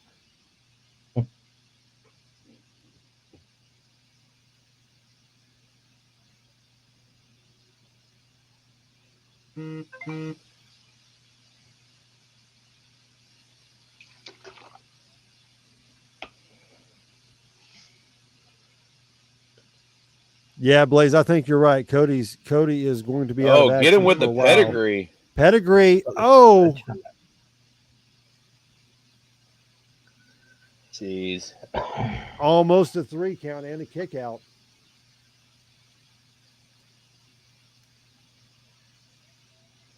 I'm sorry, but there's no way he's wrestling like this with a torn pectoral. There's no way in hell that's makeup. Huh? I don't think that could be makeup. I think you would have already seen signs of it coming off by now. Did you watch the Johnny Depp trial? No, y'all know I didn't Every watch day of it. it. I heard about it. Get it, Amber Heard? All right, no. There's no way he's wrestling with a torn pec right now. Maybe it's not actually fully torn. No, like at all. I think when you see it like hanging in the skin, like if a quad blows, you see it like hanging above the knee, like all like the muscle. I do. So would it be very similar in that injury? I don't know. Easy to fake.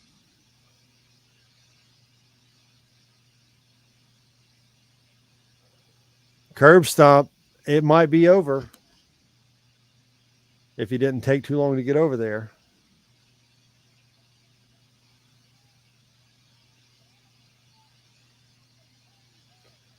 Another near fall.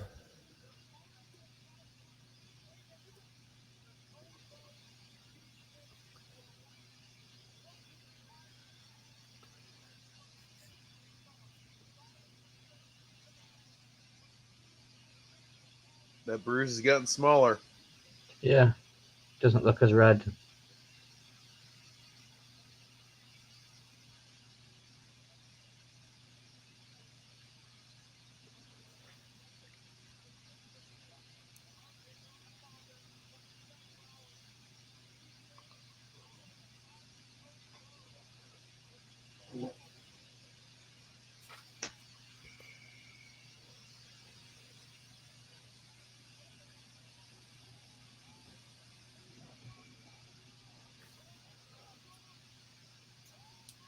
Seth Rollins.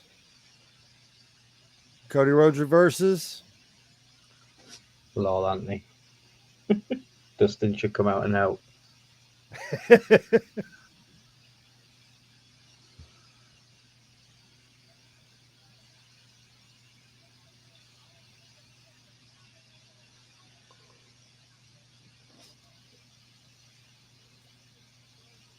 It is 10:58. I know this is scheduled to go off at 11. If there's anything going to happen, it's any moment now. Makes me worry about the Fiend coming back. I won't take long if he does. Doesn't even need to come back. It just needs to go dark.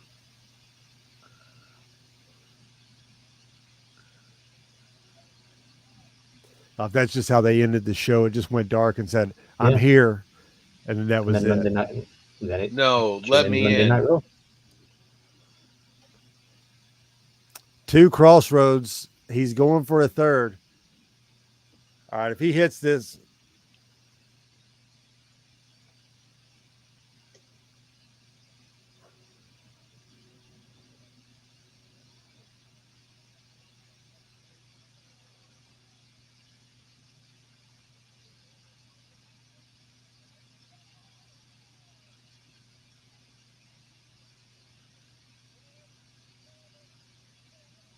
you're probably right. I bet if Triple H wasn't retired, he'd come out and attack Cody for all the smack talk. Cody Rhodes wins.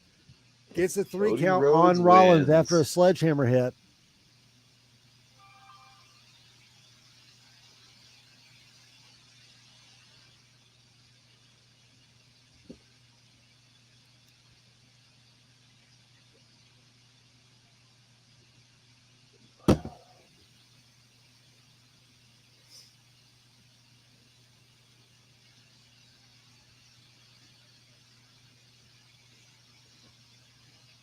I don't know on that bruise, man. I don't know. It definitely does look a little different. It's gotten smaller. I'm sorry, but you're not going to be doing that. You can't control them like that when you're doing a flip like that. Not with a torn pec.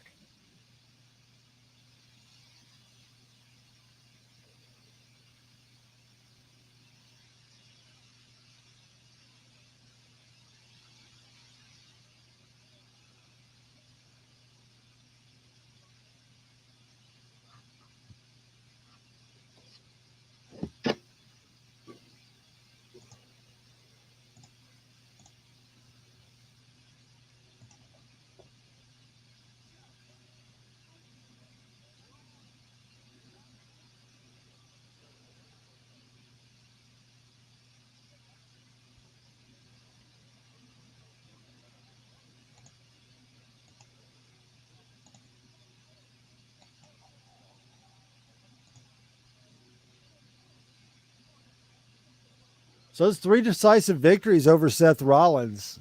Hell of a way to come back. 3 great matches. All 3 of them were fantastic.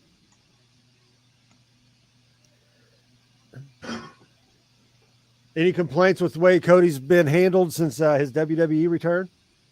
Nah. No, I think he's been good. Yeah, Blaze, I think you're right. It's vacation time. He had that written in early. I'll come back, do 1 program, vacation for a month.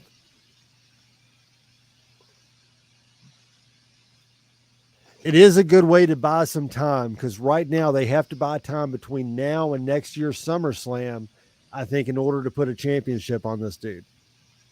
I don't know that you can do it before then.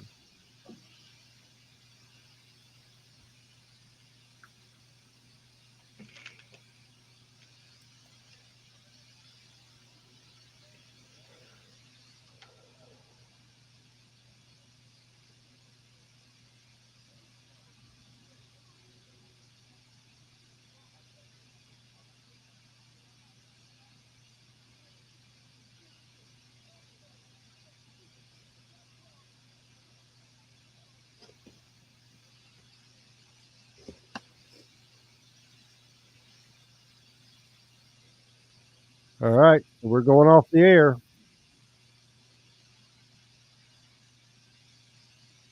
No Roman Reigns tonight. That's right. They left the WWE champion off the show tonight. And rightfully so, no opponents. Really, no opponents left in WWE for Roman at this point, with the exception of the eventual meetup with Cody Rhodes.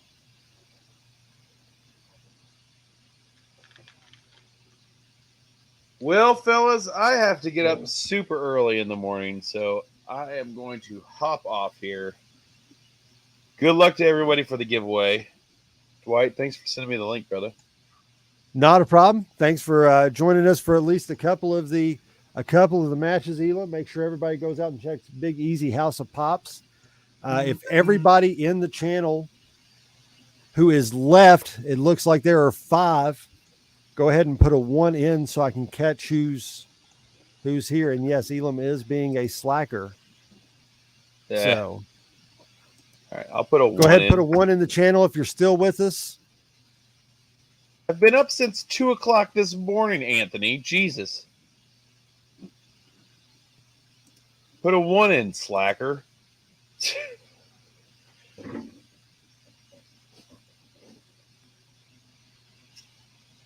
I got something for you right here. Right here.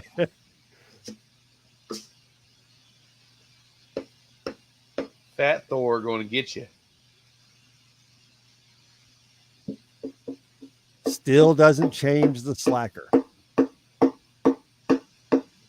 Just saying, Thor Ow. might make an appearance on Tuesday night. Just saying. Thor All right. needs Well, what? we only got the 3. We got 4. I said Thor might make an appearance on Tuesday night. I'm just saying. Well, you can ask this guy over here. I make a pretty good Fat Thor. Milky's been playing around it's with very some believable. intros. Milky's got some intros for the Horsemen, so stay tuned. Ray You got a said that they go, guest? wow, what about that match, Ray? That was Elder. fantastic, my man.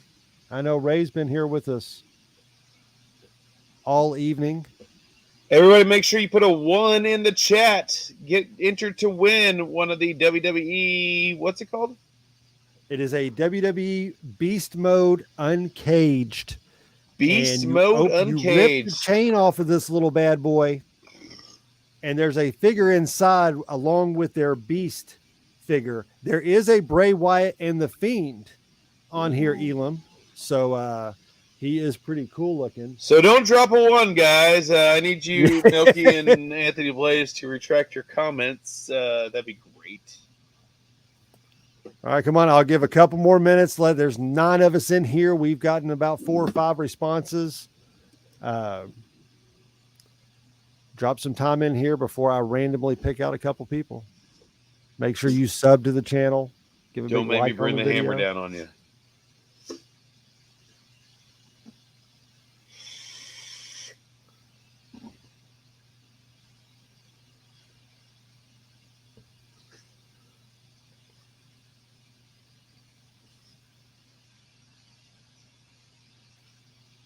because of who you are.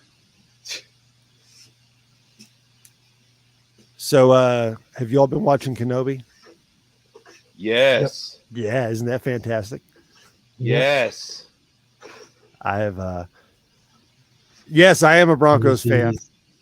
He's out of box. Look, my daughter's out of box. My Darth Vader pop. They took him out the other Pops day. don't for some deserve to photos. breathe. Oh, that's fantastic. Yeah, I thought the Obi-Wan show's been really good so far. Oh no! Oh, that's the one from the new series. Yeah, I had to. Yeah, that was that third episode, man. That was chilling. It was really good. Ray's sad for Seth Rollins. Yeah, it's definitely a little sad for Rollins. That's 3 losses in a row, 3 major pay-per-views. Yeah, He'll but get he's back on helping track. push. He's helping push Cody. I mean, he's doing what's best for the company right now. Well, I'll tell you what. I've only got 4 of you. So now I don't know how much this is going to cost me to send overseas. They don't weigh very much. $47. Probably. I looked at shipping a sweatshirt to Milky, and I was like, "Yeah, Milky's going to have to wait." They are pricey. I just happen to have 4 of these bad boys. There you go. So, Ray, Anthony, Milky, Easy, get your addresses to me on Twitter I'll just or come pick it up from Instagram. you. Huh? I'll just come pick it up from you. Yeah, well, okay, yeah. I'll have yours at work.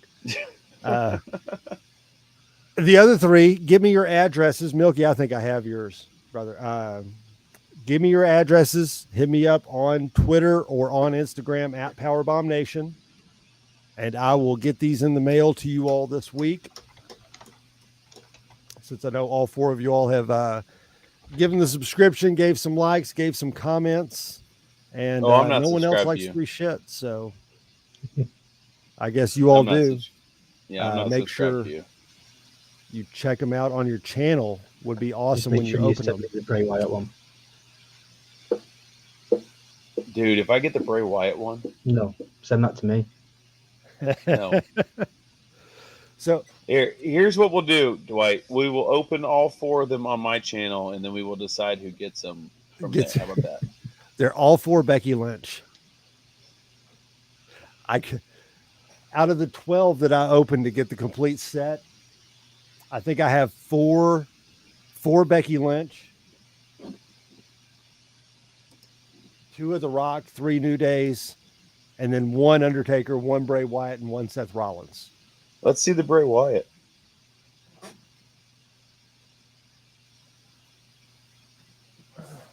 So we got Firehouse Funhouse Nice. with Nice. I need that in my life. Now, the thing about these are supposed to be you pull them apart. Well, you don't pull them apart, but you stick the figure inside Nice. of their beast form. And they go inside. Undertaker's the Dead Man. The Rock's the Brahma Bull. The New Days are really cool. I thought the New Days were the best out of the group. They were all 3 a unicorn warlord, but it was speed form, power form, and some other form. But they were 3 different forms of the same thing, which was pretty cool. So I more would like be a Power Rangers deal. I would be happy with Bray Wyatt, obviously, Undertaker, or Big E. Big E was the first one I pulled. He had my best reaction too. Yeah.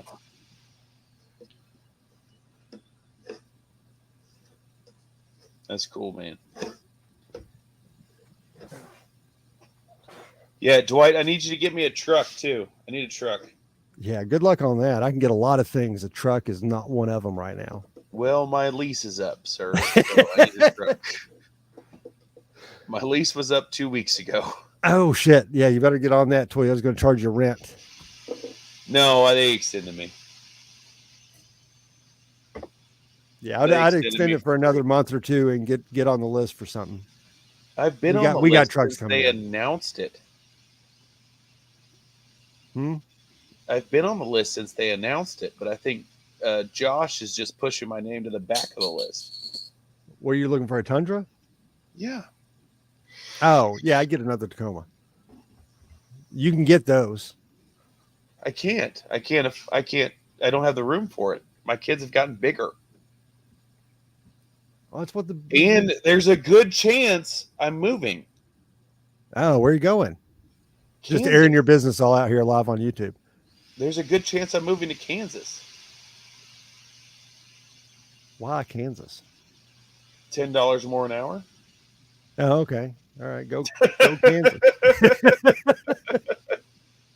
And if I do, I'll be living in my camper for a little bit, and it's a lot easier to pull it with a Tundra than it is a Tacoma. Fair enough. Fair enough. But I won't buy a limited, and I won't buy a platinum. So That's a lot of what they're building right now has been those. yeah, I won't buy those. As long as it's an off-road, that's all I care about. And an SR5 in green with black wheels. Not picky at all.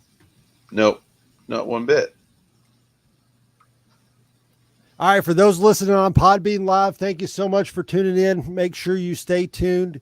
Put us in your ears for your podcast catcher of choice.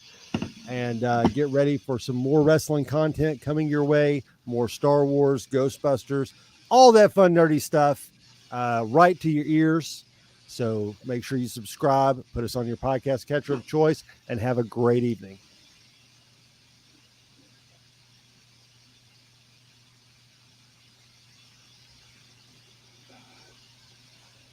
All right, fellas. I got to roll. All right, Elam, have a good day at work, brother. Let me know a day in advance before you're going to be able to swing by, and I'll have one of these here for you. I can come by tomorrow. Okay. I'll set it with my I stuff get up for at 3 work. tomorrow. All right. I'm there till close, so. All right, I'll hop by. All right, brother. Have my truck pulled up front. Well, yeah, we'll do. Yours and everybody else's. Milky, always a pleasure, sir. As always. Anthony Blaze, Rain, what's up, brother? Thanks so much. Make sure you Ray, have a good night, man. If you're not subscribed, subscribe to PowerBomb Nation. Right there. Right there. The guy that did his logo also did my logo. Yeah, I'm going to have to reach out. I got to get him to do another one. I actually have a bunch of stickers in my pocket. I gave you one of these, didn't I? I got one back here on my shelf somewhere. I got new ones.